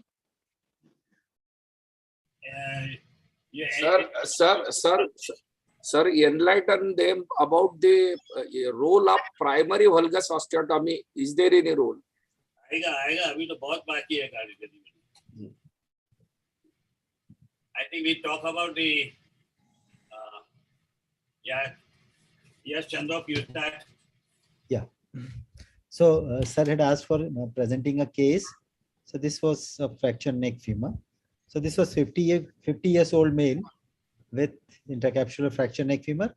And since these were all retrieved X-ray, so I do not have much of other quality X-ray for this patient. This was the initial fixation done. And this case is from 1995, where there was a usual habit of 3-hole or 4-hole DHS. So this is a retrieved case from 1995. But the point of discussion for this patient would be, this reduction is not optimum one, the rotation screw is not there. Any other comment you would like to make? Somebody would like to make a comment? Basically, it is a reduction. I think the reduction is not good. No, it's in varus. The reduction is in varus. Yeah. Yes. So this was the X-ray initial. This is in varus. And as somebody wanted to ask a question, how do you judge a reduction? So it is. So lateral view, please. Lateral view. So these are the previous retrieved X-ray. After the failure, I'll show you. So this was the subsequent. So this is where so if I can go back to this position, the TAD was also not proper, reduction was also not proper, derotation screw was not there. So all the points towards a bad results were there. And then this was the music the surgeon faced. And here you'll get the APN lateral view. So this is around 6 months now. So we are seeing a big halo around the head. The head is extruding out. It is backing out as well. And patient is not walking on this for almost now 5-6 months. This is how the void is. This is a large void. And even the inferiorly there is large void. And this is the APN lateral. So in what you wanted to suggest in the lateral view, it was actually in center. Lateral placement was okay, but not in the AP view. It extruded out superiorly, and that is the common mode of failure of a DHS if it is not having a good purchase, not centered well, and not reduced well. The Powell's angle was somewhere around type 2 Powell's. So any comments or any suggestions now? Now this is a typical fracture neck of femur with non-union, implanted once. So now you go ahead. Is going to be the abduction osteotomy, the replacement, or some magic by Chandok. So any comments from any delegates? My Sir, comment whether to know whether the head is vascular or not, we should just assess 9 months post-op visit, sir. Yeah. It's good to take an MRI and see. Patient is 30. Now what would you do? The question sir is putting is, if he is 30 years, still you would consider replacement and do a MRI and prove whether it is AVN or not. No, I like to do an abduction osteotomy, valgus osteotomy with the fibula. With the fibula. Okay, perfect. So सब लोग होशियार हो गए Chandak sir अभी. No, but then that is what is also a standard way of managing in a young patient, where for a vertical angle fracture and Powell's 2, the recommendation also would be, he is right, that abduction. Sir, at this age, At this age, if the patient is a 50 years and this X-ray is there after 9 months, then probably THR will be a better option. Again, as I said, if he is from the area in which he will not be able to maintain a THR and all those Then sir, valgus osteotomy with fibula, sir. Yeah. So in the lower income group, he is going to be in many areas to squat out and anything. Probably the heat is much better option for this patient than the other upper income group patient. yeah. In all these patients, we also need to take into account the patient's aspiration, their job profile, and our counseling. So obviously, if you are going to reconstruct and redo osteosynthesis, it is going to be warning for two important things of AVN and a non-union again. And if patient is willing, but this was a farmer, he was not willing for replacement because he had to walk almost 4 to 5 kilometers a day, and he had said that I would not like to go for replacement in the counseling session. That was the initial counseling. Replacement should be done by the people who are familiar with it. Because if you are doing once in a 6 months or once in a year replacement, then you may not be able to get it everything right. And then even that replacement will not apply for a long time. So coming to the presentation, next. This was a closed loop. So a lot of osteopenia. This was the head which was subsided. And this is the area whenever I see an area which is osteopenic in the superior part of the neck and there is loss of neck length as well. My use of fibula is usually there in such cases. So this was the fixation. So in a redo, usually I would like to fix.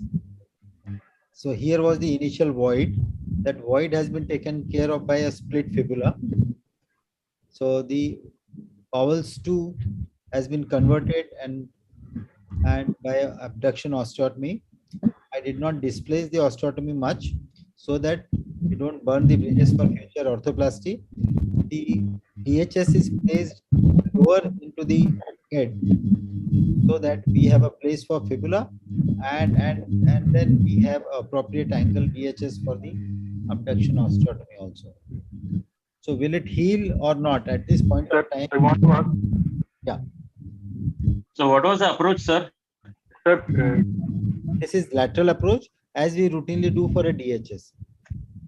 So in abduction osteotomy, it is pertinent to note that when we go to the vastus, it is better to slit it into the center rather than lifting it up so that you can do a good abduction osteotomy and place your implants nicely. Then how did you manage to put the cancellous graft, sir, in that situation from the lateral approach? Is it okay, sir? Yeah, so very nicely we can do that. So what we do, we place 3 guide wires.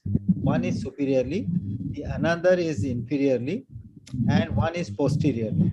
So the DHS guide wire is selected. Then DSH is triple rim. Then once you have rim, I would tap it up to the terminal end, whatever we want, and through the whole of DHS. Now, once you remove the tap, then we pass cancellous screw all around, what we call as internal bone grafting. So it has to be very specifically cancellous chips put all around the hole. So there is a guide wire. So small cancellous chips around the guide wire superiorly, along the guide wire inferiorly, on this side and the other side. So 4 chips on 4 sides. Then a cannulated punch is taken and that pushes those graft inside. So that graft goes well inside and you can see on this arm, all this void here goes away. And I'll be presenting a case of then internal grafting, how do we do it. And this was the result. So you can see all that void goes away. This all has been packed with cancellous graft. And the fibula I like to use is a split fibula. And we just bevel it in front so that you can go and engage the femoral head nicely. So yes, you are going to ask, you are asking something. So when you harvest the fibula, there itself you take the split fibula or you take the whole segment of the fibula and split it? Yeah, you can do both the things. You can take either split fibula or you can do whole fibula and then split it. But if you are needing only split fibula, why to waste the other part? So I would split it in situ by either a 2 mm drill bit or a multiple hold K wire. That is how I would do it. So this, yeah. Sir, do you think that you have adequately restored the neck length in this case? To some extent, not much. Post-operatively, since there is valgus osteotomy, his limb length was almost equal. So he was a very happy person post-operatively and was restored to his farming duties without any issues. And he never complained in the follow-up about any limb length discrepancy. The valgus osteotomy itself leads to some length gain. And of course, we did not push head and length, distract it and measure it and put a fibula to distract it completely. The aim of fibula here was to provide a bone healing material and to fill up the void, since the head DHS was extruding in this part. Otherwise, if you don't block this area, again the implant may back out. So by using this DHS, how do you achieve this abduction for valgus? So this is Have you got the exercise of the femur? So this is the valgus osteotomy. If you can look at this, so this is the valgus osteotomy at the just level of the lesser total. So if we can just make it more clear. Because the DHS, what degree DHS we have used? It's 135 or? So this was 140. Okay. 140. So that gives enough valgus, is it? So this was, to me, on table achieved good valgus. I am not proponent of a gross valgus, because what I have seen is if there is a gross valgus, then most of them go for a vascular necrosis. And then the gait of the patient is also not very good, and they keep on complaining about the thigh pain and leg pain, and the knee also looks quite awkward. So I am for a gentle osteotomy, because it also suffices and gives enough union process. So eyeballing, what is the amount of degree, what you assume is there? Is it 5 degree or 10 degrees? Maybe around the wedge was, the wedge what I removed was around 12 mm, as I calculated on that day, maybe around 12 mm. So lateral 12 mm wedge. So from here 12 mm wedge was removed. So that was the wedge removed. And it has been shown. Did you drill with the same diameter or a smaller diameter? Yeah, I could not get that question. Actually, just can you repeat? So for fibula, did you drill with the same diameter or a smaller diameter? No, for the fibula, what I take is the DHS from the triple reamer. The 2 reamers are removed. The DHS reamer itself is used. That is around 6 mm, and then there is a fibula dilator I use. What we had a SP nail punch, so that fits very nicely into the space of fibula, and I'll show that diagram in a moment. So that I'll be able to. Yeah. Traditionally, what is being done is that when you do a valgus osteotomy, you get an armchair effect, is it, sir? So your sole purpose of taking a wedge and giving a valgus is that the limb goes into abduction, and when he starts weight bearing, he adducts, and theoretically the angle changes. Is it what, sir? Yeah, that is what I think I would be. And then most of these patients heal. Even if the abduction is not great, still they heal. And we have gone through the whole gamut of abduction osteotomies, right from the McMurray's and double angle osteotomies. What my philosophy is, many of these patients in future are going to land up in either degenerative osteoarthrosis or delayed AVN, etc.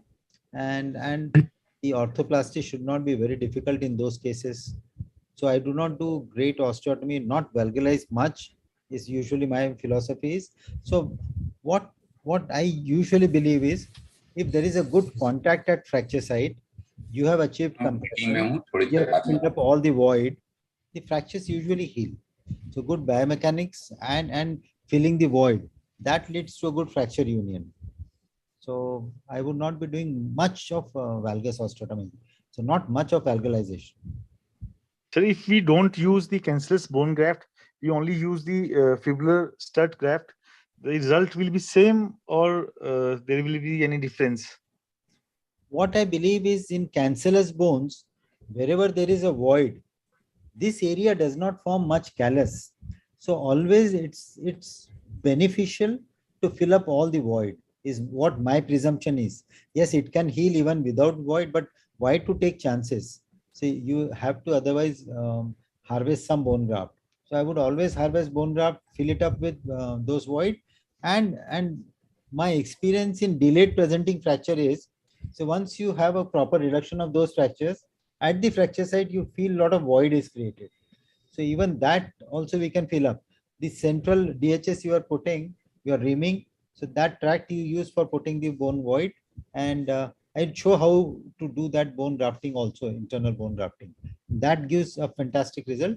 I'm just downloading that PPT onto this laptop, and I'll just share it within a moment. Just this X-ray I'll present final. Right, sir. Right, sir. This is healing phase. Say, look, the osteotomy heals very nicely. There is no shifting of medullary cavity.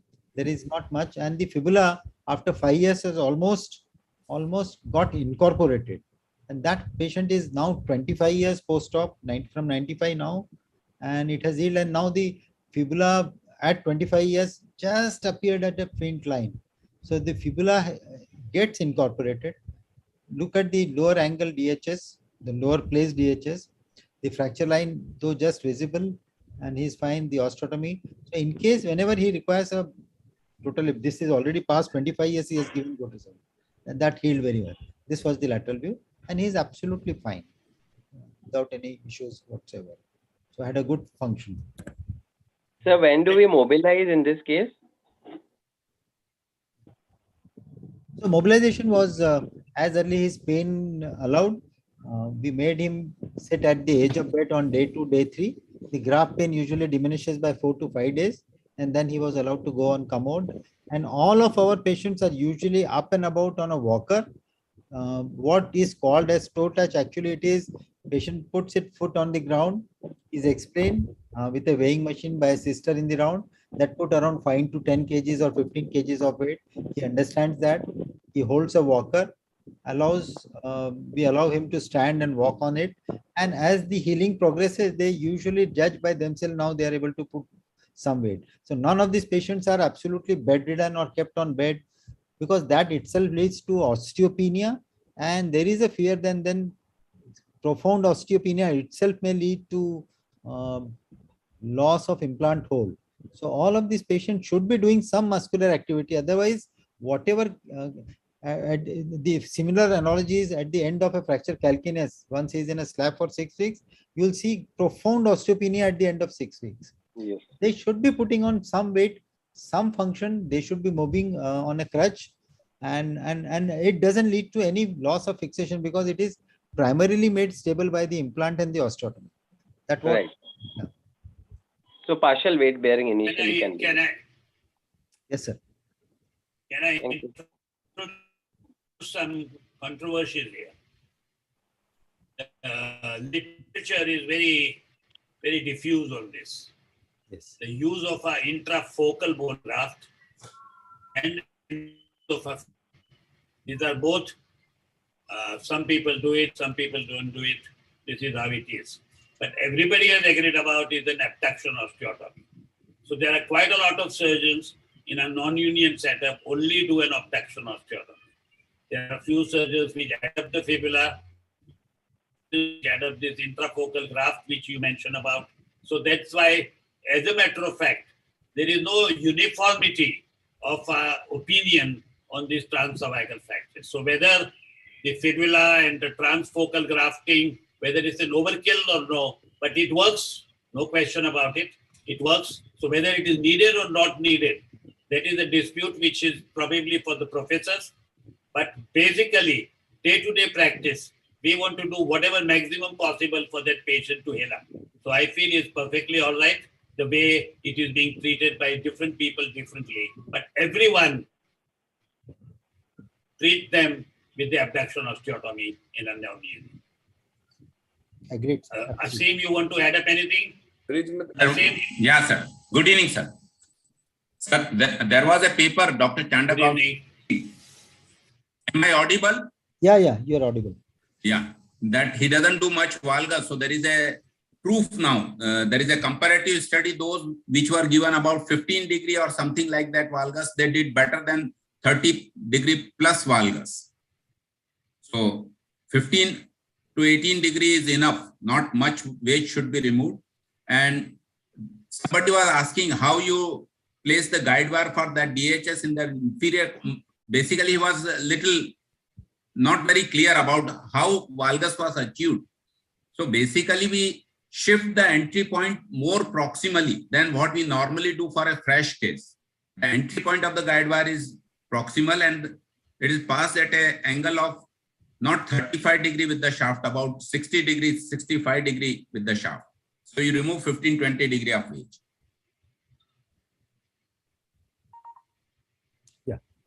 Sir. And about the fibula and the intrafocal graft? Yeah, Asim, you want to comment on that?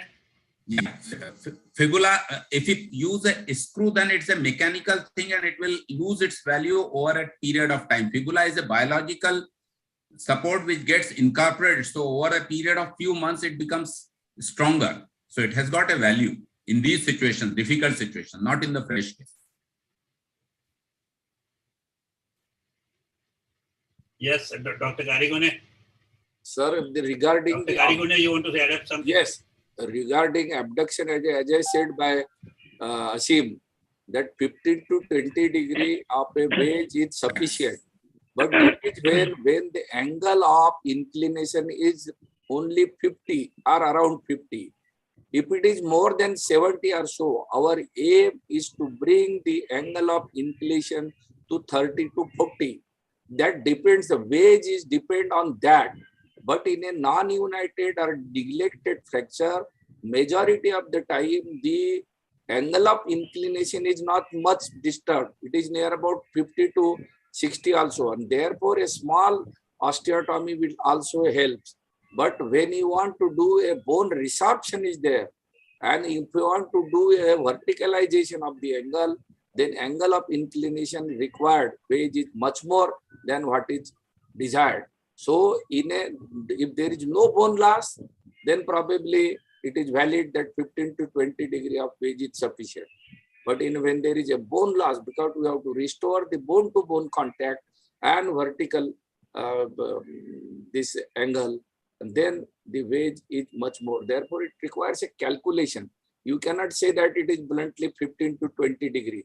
We have to do a tracing on the paper that what type of inclination you want. From 90 to, if you want to do it on 30, then it will require a 40 degree. But if you want to bring it from 50 to 30, it will require only 20 degree.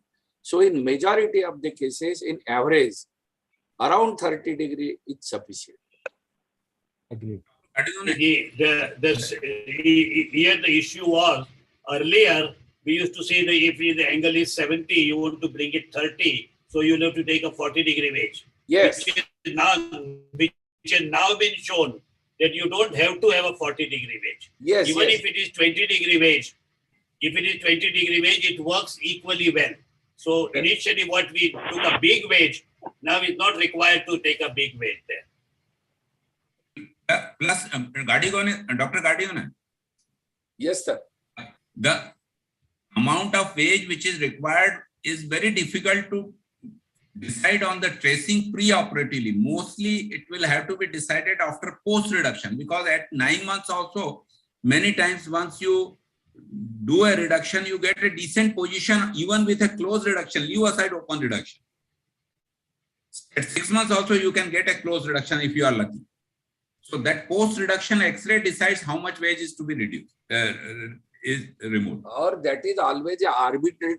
It is actually you calculate something and you do something. So most of the time it is around 30 is enough. 20 for bringing from 60 to 40. But if you want maximum 30 is enough. So I have never done more than 30 degree in my life, and I got a very good results. And I think all of you are going to listen to this debate for quite some time. Again and again and again, we will be talking about it, because I think there will be a formal presentation, there will be discussions over it. So please be aware of all these things what we are talking about. Sir, now, another one point that Dr. Chandak has raised, that impact and bone grafting.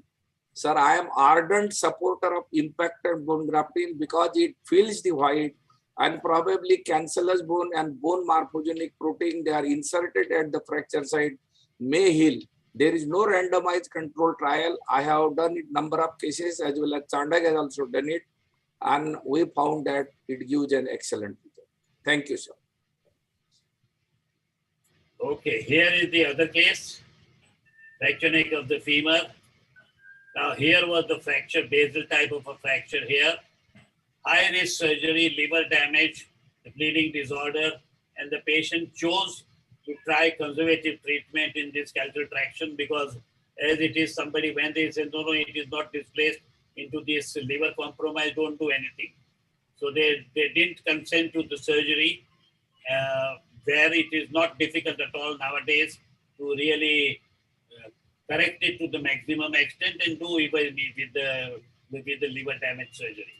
Anyway, this is what happened in 3 weeks' time. This is what happened in 2 months' time. They were hoping even if the malunion, it is okay. And then this is what happened in 4 months' time. Whole thing is haywire.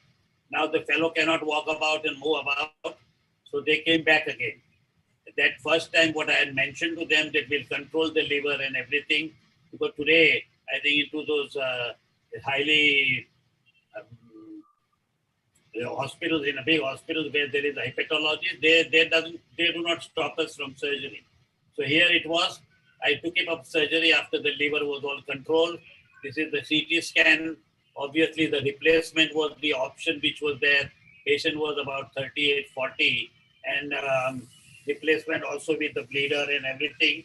So I said we'll try to do the conservative healing or osteosynthesis. Now here it is, this is the CT scan. This is the way it was. You can see the CT scan. The only hopeful thing was there was no comminution. There were only these 2 pieces which we could see it on the CT scan. So this is how it was, fully worked up, CT scan, hepatic and everything, and then we started. Here was the fracture which was there. You can see it very well, everything which is being seen. So I gave a traction. Plan the treatment, fibula, or no, all those things were decided. Here was the traction first.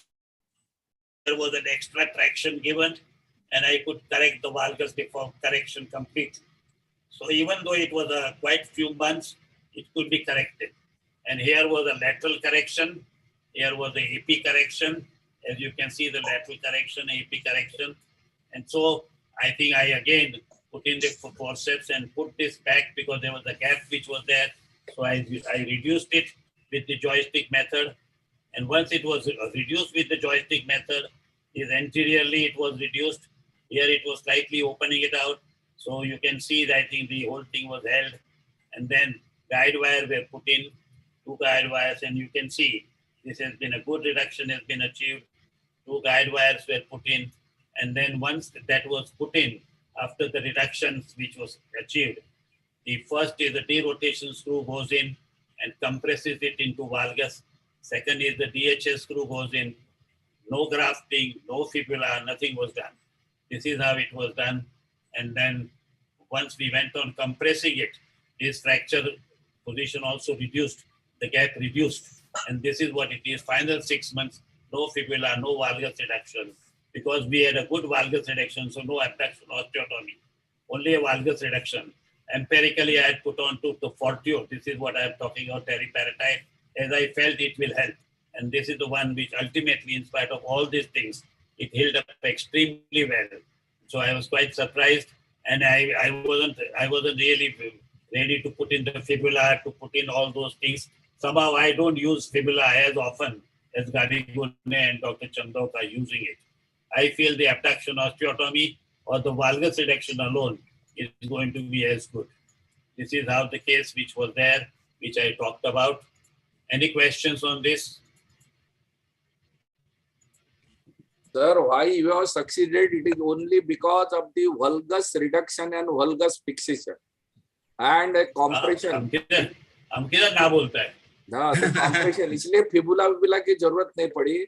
Or now there is a one theory is there. After a reaming with the DHS, there is also a reaming product. They are instilled at the fracture site. They also act as a potential for regeneration and fracture healing. So the inside, if you put a screw inside, drill it, these are all bore morphogenic protein. They are instilled at the fracture site, and majority of the time that also helps in the fracture healing. No, I agree. I agree. If it was probably a normal patient, I could have considered a fibular graft.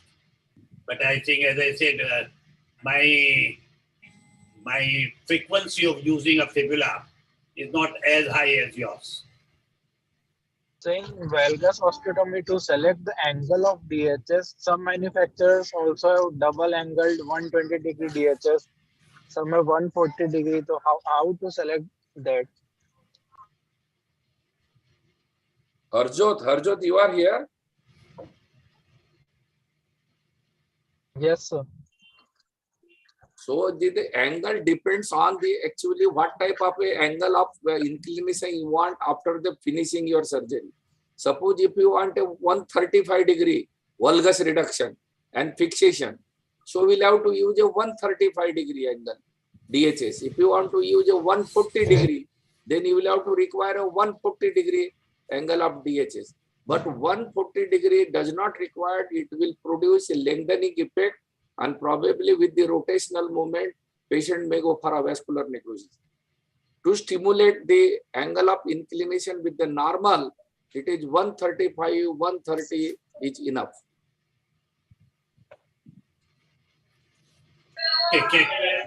Hello, sir, this is Dr. Pritesh. In the lateral view, how did you reduce, sir? There was an opening in the lateral view, but how did you reduce that, sir? Joystick, which I showed you, the joystick. Okay, sir. Sir, what is your protocol? Like, how did you start teriparatide injection, sir? Like, after what day of the surgery? No, I think teriparatide you can start almost immediately. Same day, next day, I don't hesitate. Sir, what about the zoledronic acid? Like, how is it useful?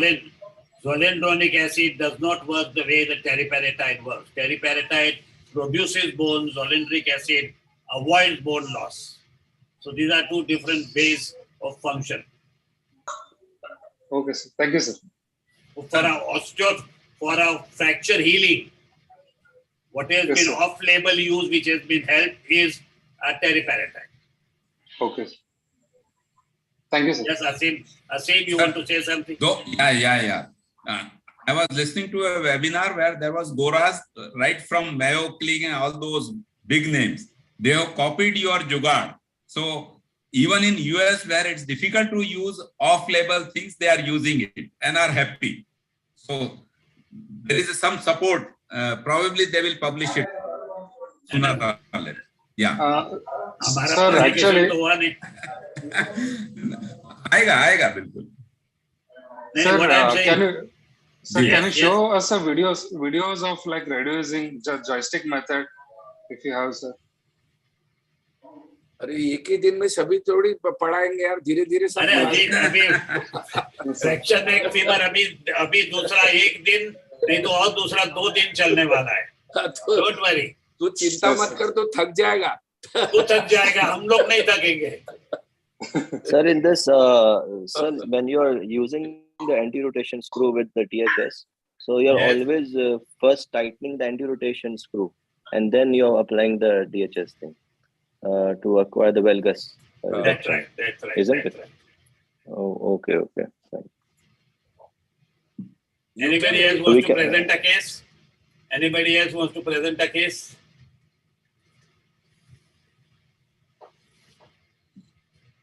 Yes, Asim, you want to present a case?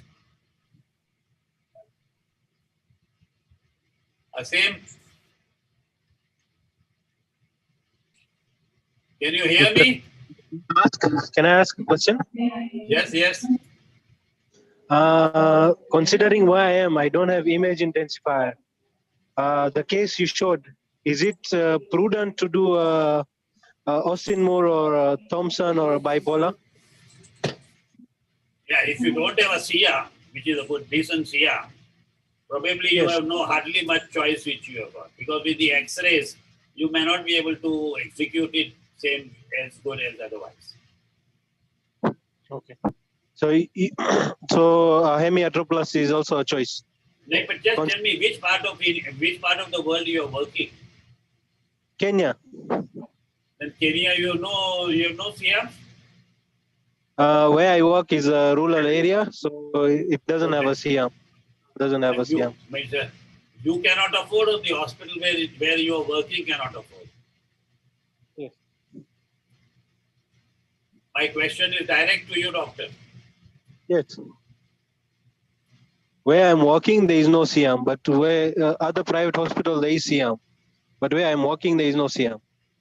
If there is no CRM, you should not attempt to do a internal fixation in a fracture neck of the femur, one.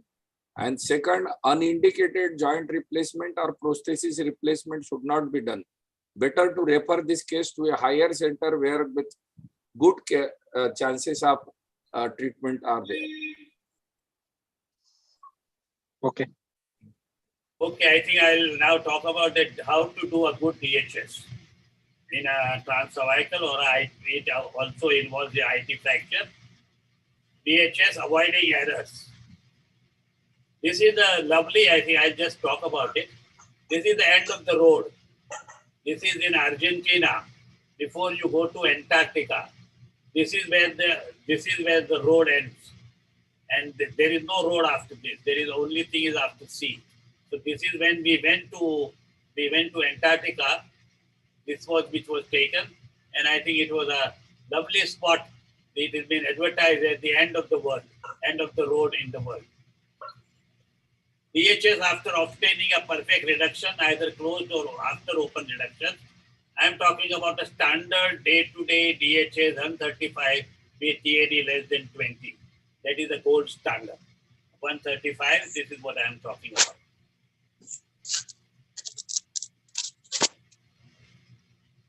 Now, DHS is 135, the implant. Why 135 and why not 140 or 145? That is the normal neck shape angle of the vector of the force. If you can see here, when the body weight comes here, it is divided into these two vectors, this vector and this vector.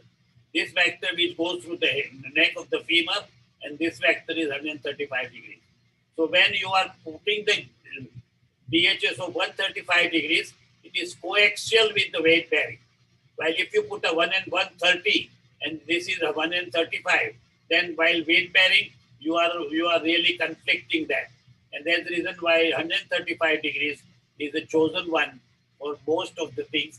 Occasionally in elderly people, if there is a virus, then you may need 130 degrees. Now here it is. This is the barrel. This is a normal barrel. This is a small barrel. Now you use this barrel only when your screw length is below 75. Above 75, you should use a big barrel. I'll come to that again. And this is why you have to pass a jig. I have seen still doing, when I go to the hospital, still surgeons passing the guide wire arbitrarily in whichever direction it goes. Then they measure with the device. If it is 130, they put 130 plate. If it is 125, they put a 125 plate or 145 plate. If you need a 135, this is the jig which is there, which you push the jig onto the bone. And then if you pass it properly, it will be 135 alone. Now, only where error it can happen is when you are putting this jig, if there is a muscle which is in between the jig and the femur bone, then this jig will remain there. So you will lose the control and you will not be 135, it will become 130 or 125 also. So you got to see that this jig is flushed onto the bone. Then only you will get 135. Otherwise, as you can see, the jig is turned, and so that's the one which will give you a bad result. Now, once you have passed that, here it is, the bone. Once you pass the guide wire, and now having passed the guide wire, you take the measurement. You go right up to here and take the measurement. And when you take that measurement, you will have to pass a triple reamer. So triple reamer, you will take it right up to there and you will have to ream it way underneath. But if you fall short of a triple reamer here, then you will not be able to even, triple reamer goes right up to there. Because since there are threads here, your triple reamer will have to stop here. It will not be able to go there unless you push the guide wire there. Then the triple reamer ends here. And once the triple reamer ends here, you will have to see that it is tapped.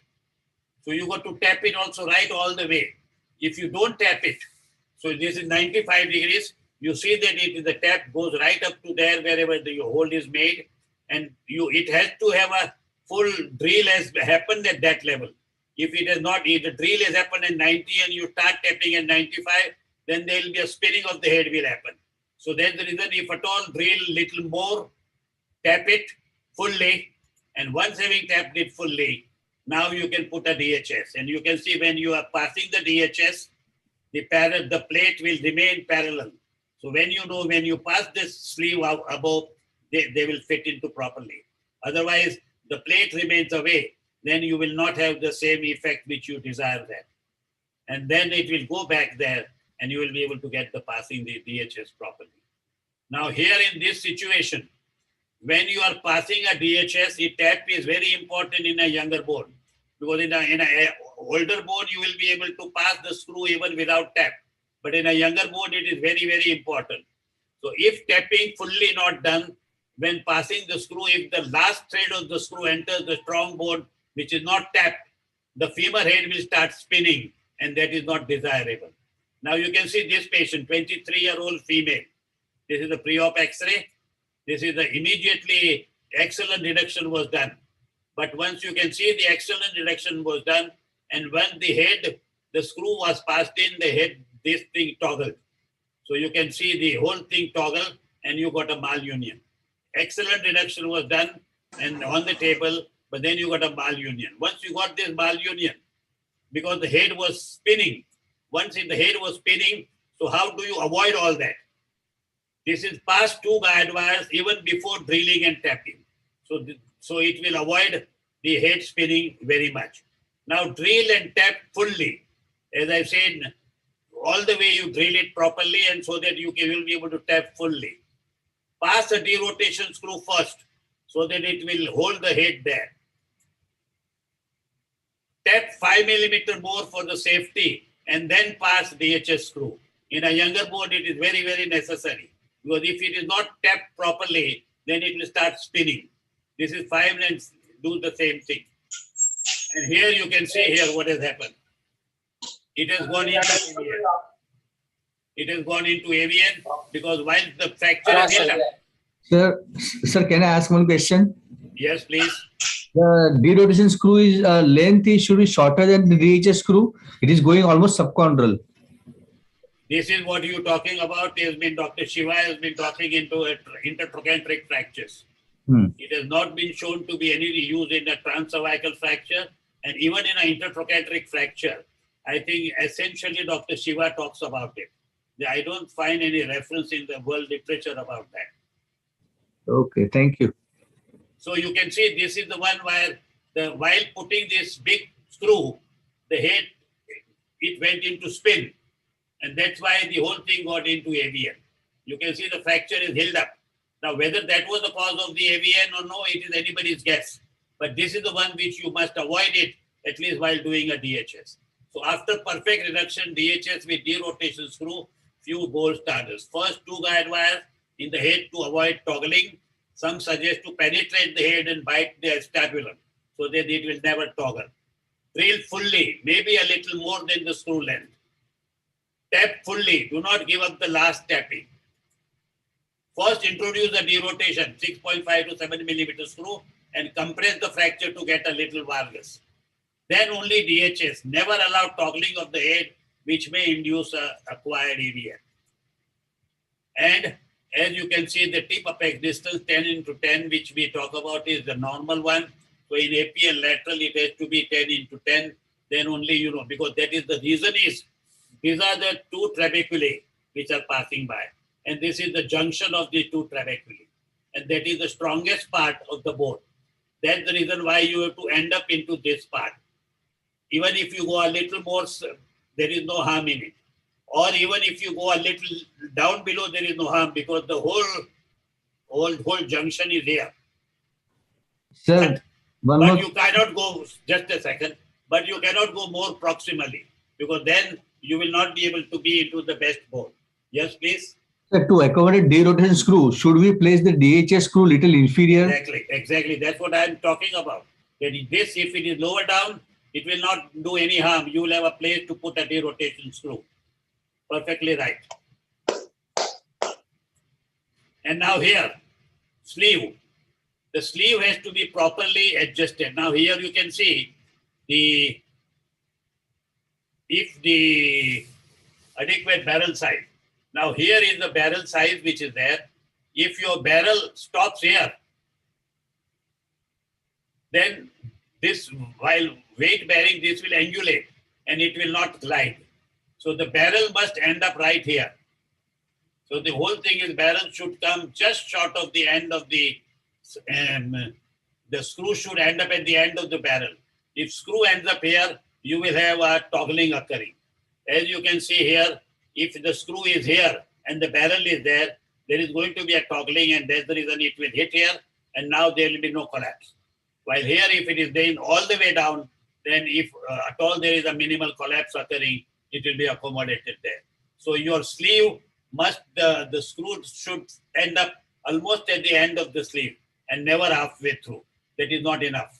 So that is the only way in which you will not be able to avoid that taggle. As you can see here, the screw has ended up here. So there is going to be a bend occur. So this happens, why I tell you. You're putting the screw at 130 and you're putting a plate at 135. So that's not coaxial. And this is what is going to happen because you have been asked to put 135 plate. Because if you not put the guide wire at 135, then it will not happen. So it has to be now, this is what happens. You can see this is how typically the whole thing starts happening. So this is the way in which you must allow, this will not allow the collapse to occur. The screw has to be right here. So if it is going to be right here, then the plate will not fit in there. That's the reason you put in the short screw and then you fit it in the plate. So here, this is typical what it is, the lack of parallelism. These are all from Anand Thakur's book, which is very good. When the screw is 130 and the plate is 135, do not do this. This is the one which will happen, and then screw will not collapse. So even the minor collapse of the fracture which should happen will not happen. So here are these are the typical ways. If it doesn't collapse and if the collapse is occurring, if it is no collapse occurring, the whole thing it becomes one junction and the screw goes forward. This is typically what happens in 3 weeks time, 1 day, 3 weeks, and this is 3 months, everything has gone away. It has never collapsed at all. Otherwise, you can see if it is going to be a collapse over occurring, which will be accommodated into these DHs. The screw is passed at 125 and the side plate at 135, it will not allow a smooth gliding. So this is 135, this is 135, and then it will allow a smooth gliding and you will be able to see that everything becomes all right. So why 135 degrees, even if we use screw does not go to 135. 135 jig must use 135 plate. Keep the barrel completely buried on the screw to allow for a post-operation gliding. If ever air, it has to be 140 and never 125. Rarely in a previously virus short neck, 130 may be all right. DAD must be below 20 as all of us know. So 135 is ideal. 135 jig must be used properly. No 135 plate and 125 screw. Screw all the way till barrel. No short screw in a long barrel. Tap the head 5 millimeter longer than the screw. Stabilize the head with the proximal screw first and use 2 guide wires to avoid the toggling. This is what is 100%. You will have to do this and then only you will be able to have a good DHS. Now here it is. Why DHS is 135? While in a PFN it is 130. Because here it is 135. The same when you pass it through the nail which is inside, then this angle becomes 130. While when the plate is put on a surface, it is 135. That's the reason all the PFN comes at 130 degrees. It doesn't come 135. While the DHS is all 135. In a synthesis one, there is no 125 DHS at all. Thank you very much. Any questions on this?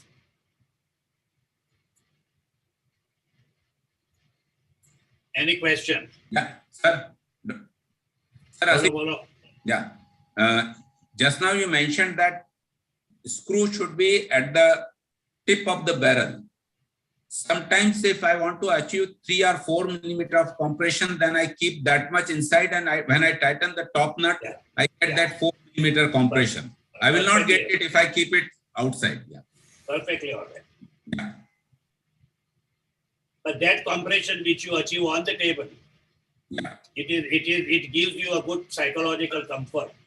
But when the patient stands up and walks about, that's going to happen automatically. Agreed. Fully. And I think double angle DHS, somebody was asking, it should be thrown out because it will tend to medialize the shaft, not desirable. Yeah. We'll come to that in only historical. It should not be used. Yes, Dr. Vasudev, you want to add up anything? Sir, actually you said unilateral is 135 degree, but in the majority of the neck, in the Indian dark plated, it is 127 is the average it has been calculated. So if you put a 135, then we have to take a one precaution. Otherwise, your 135 degree jig, your guide wire will go into the superior part of the neck, not in the inferior part of the neck, because barrel is 135. So that we have to take care of it also, and that precaution should be taken, that our guide wire should be in the center, not in the superior part of the neck, in the head. Yeah, I'll put it the slightly other way. You do it with 135 jig, and when your guide wire at the level of the LT, that is where we pass the guide wire.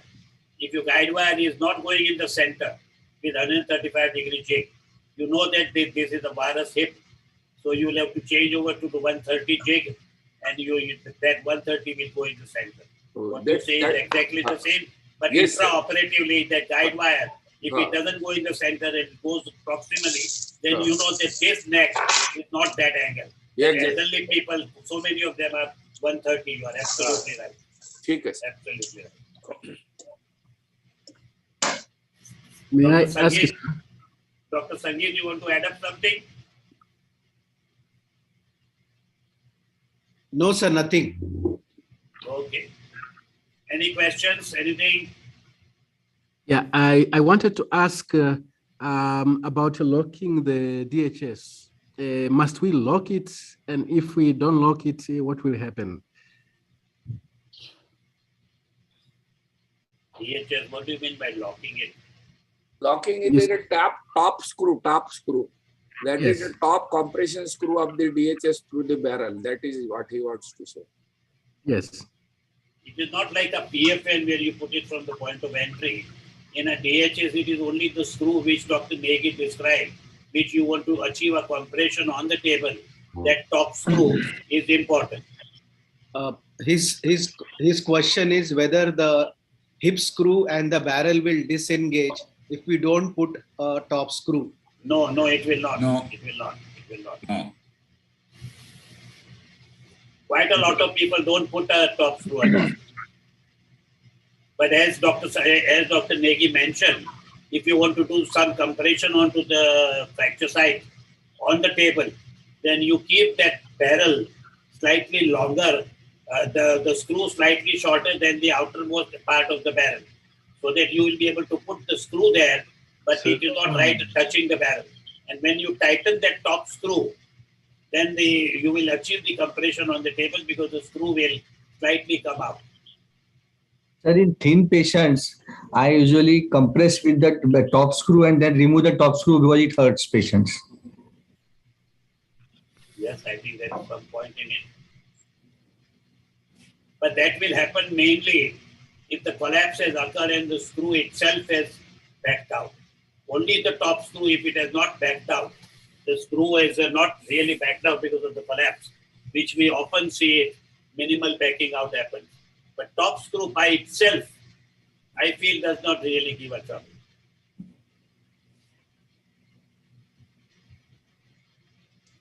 Anybody wants to add up anything? We are approaching 10:30 now. I think, see, the last time. One question, sir. One question, sir. Yes, Which screw of the side plate we should put first? Second screw or first or third? And should we put in the eccentric mode or neutral mode? Neutral mode, which is the other mode you say? Eccentric mode. Yes, sir. See, in a trans-cervical fracture, by putting in eccentric, you will not be able to get a compression. Into the IT fracture, if it is compression, that is subproc fracture, only you can get compression. But then in subproc fracture, the DHS is contraindicated. Okay, sir. And in IT fracture, sir? No, I think again, unless the fracture geometry is such, then only you will be able to get the compression. And So which screw? in a IT fracture, if you put eccentric and hopefully it will compress, it will work. There is no issue about it. Right, sir. And which screw should we put first? I don't think it really makes a difference. I have heard somewhere that second screw we should put first. Yeah, it is probably individual preference. Right, sir. Right, sir. Okay, sir. Okay, sir. It doesn't make a difference to me. That is only when you want to lateralize the shaft. But here we are accurately calculating the angle as well as the plate is snugly fitted to the lateral wall. Therefore, it does not matter whether which screw you use. And regarding eccentric also, that depends on the plate configuration. You may get a parallel holes or you may get a one above, one center, one below, like that. So it depends. It does not matter very much. No. Sir, his question is very relevant.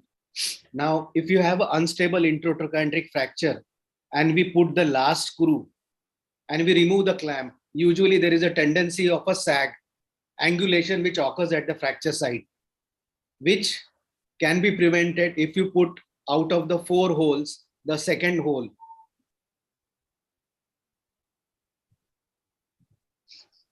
Any comments on that? Not sure. Maybe you are right. Maybe you are right. But sure.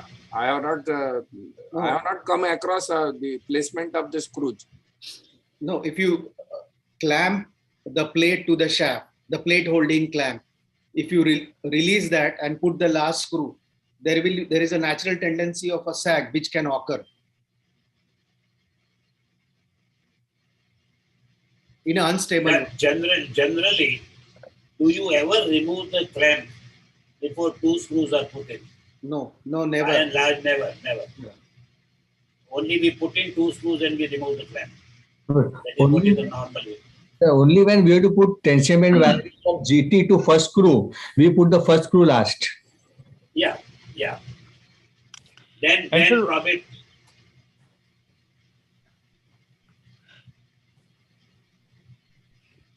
Because the IT fracture, which is going to be a fracture in such a way that whichever the eccentric and all, it doesn't matter. But this second screw, as Dr. Sangeet mentioned, I am not familiar with it. So which screw you put first? Honestly, under it written. Sir, my last question. You are now asking us to close down. Your can be only the last question. Will this talk or will DHS become historic? No. No. I think DHS has a good role in IT fracture also. I am going to talk on that. Are we overselling PFM? My next IT fracture talk is going to be the first talk. We are overselling PFM. You have stopped doing DHS, Sangeet? No, very much I do it. Where was that? With we heard Dr. Gadigone everywhere so much talking about PFN. That is why I said the new generation or the younger generation surgeon, to them whether that DHS will be historic. And now we are talking about the blade plate. नहीं मैं देखो मैं अभी वो PFN कर रहा हूँ 2002 से 2002 यानी कितने साल हो गए 20 साल हो गए अभी 20 sorry Vasudev, speak in English. There are a few people who are from outside country. I have started doing left and right from 2002 the PFN, and if you remember, Sangeet, I am the first person to present a complication of PFN, probably in India, in Nagpur conference, and you have told me that this lecture is worth reporting, and I have not seen so many complications that you have described, and you promised me to invite me in a Bombay orthopedic setup, and you never did it. That's how. It is okay. When you were president, you never invited him. So, no, that time in 2008. So, actually now I have come to the conclusion that perfect anatomical restoration and stable fixation is the crux of the success, whether you do it by PFN, whether you do by condylar plate, or whether you do by DHS or double plate. Stable fixation and perfect anatomical restoration. That's all. Implant is immaterial. After मैंने तो कम से कम कितने किया ऐसा अनगणित मुझे मालूम नहीं, शायद हो सकता है योगेश्वर इम्प्लांट को मालूम होगा, लेकिन मैं इतना कह सकता हूँ कि I have done more than anybody in India PFN surgery. ये इतना तो मैं कह सकता हूँ. And I have had the maximum complication of PFN. I asked one day, I was talking on a PFN complication, slightly hesitantly, and Dr. Gadigone sent me 20 complications of PFN. I said, within minutes he sent me, within minutes. Sangeet, if I remember, Campbell mentions that before putting the screws in the barrel, you should release the traction. That's correct? वो तो ठीक है ना, वो तो बराबर ही है ना. Yeah, we should release the traction. वो तो रिलीज करना ही पड़ेगा, तभी तो प्यार होगा ना एक में का, दो फ्रैगमेंट का. नजदीक ही नहीं लाऊंगे तो कैसे होगा? It will be डाइवर्स हो जाएगा. English. We have five. We aim at kissing up the fracture, and kissing, unless you release the traction, you cannot kiss. You are a kissing specialist. Okay, friends, I think last time we used to carry on for 3 hours from 7 to 10, 11 o'clock. Now I feel that from 8 to 10:30, 7 to 10 o'clock. So we are now doing it from 8 to 10:30, which I feel is a reasonable time when the fatigue level will be less. And will carry on till the time all of us are fatigued. Friends, thank you very much. We meet next Thursday. Okay, sir. Good night. Okay, thank you very much. Thank you, sir. Okay, sir. Thank you very much.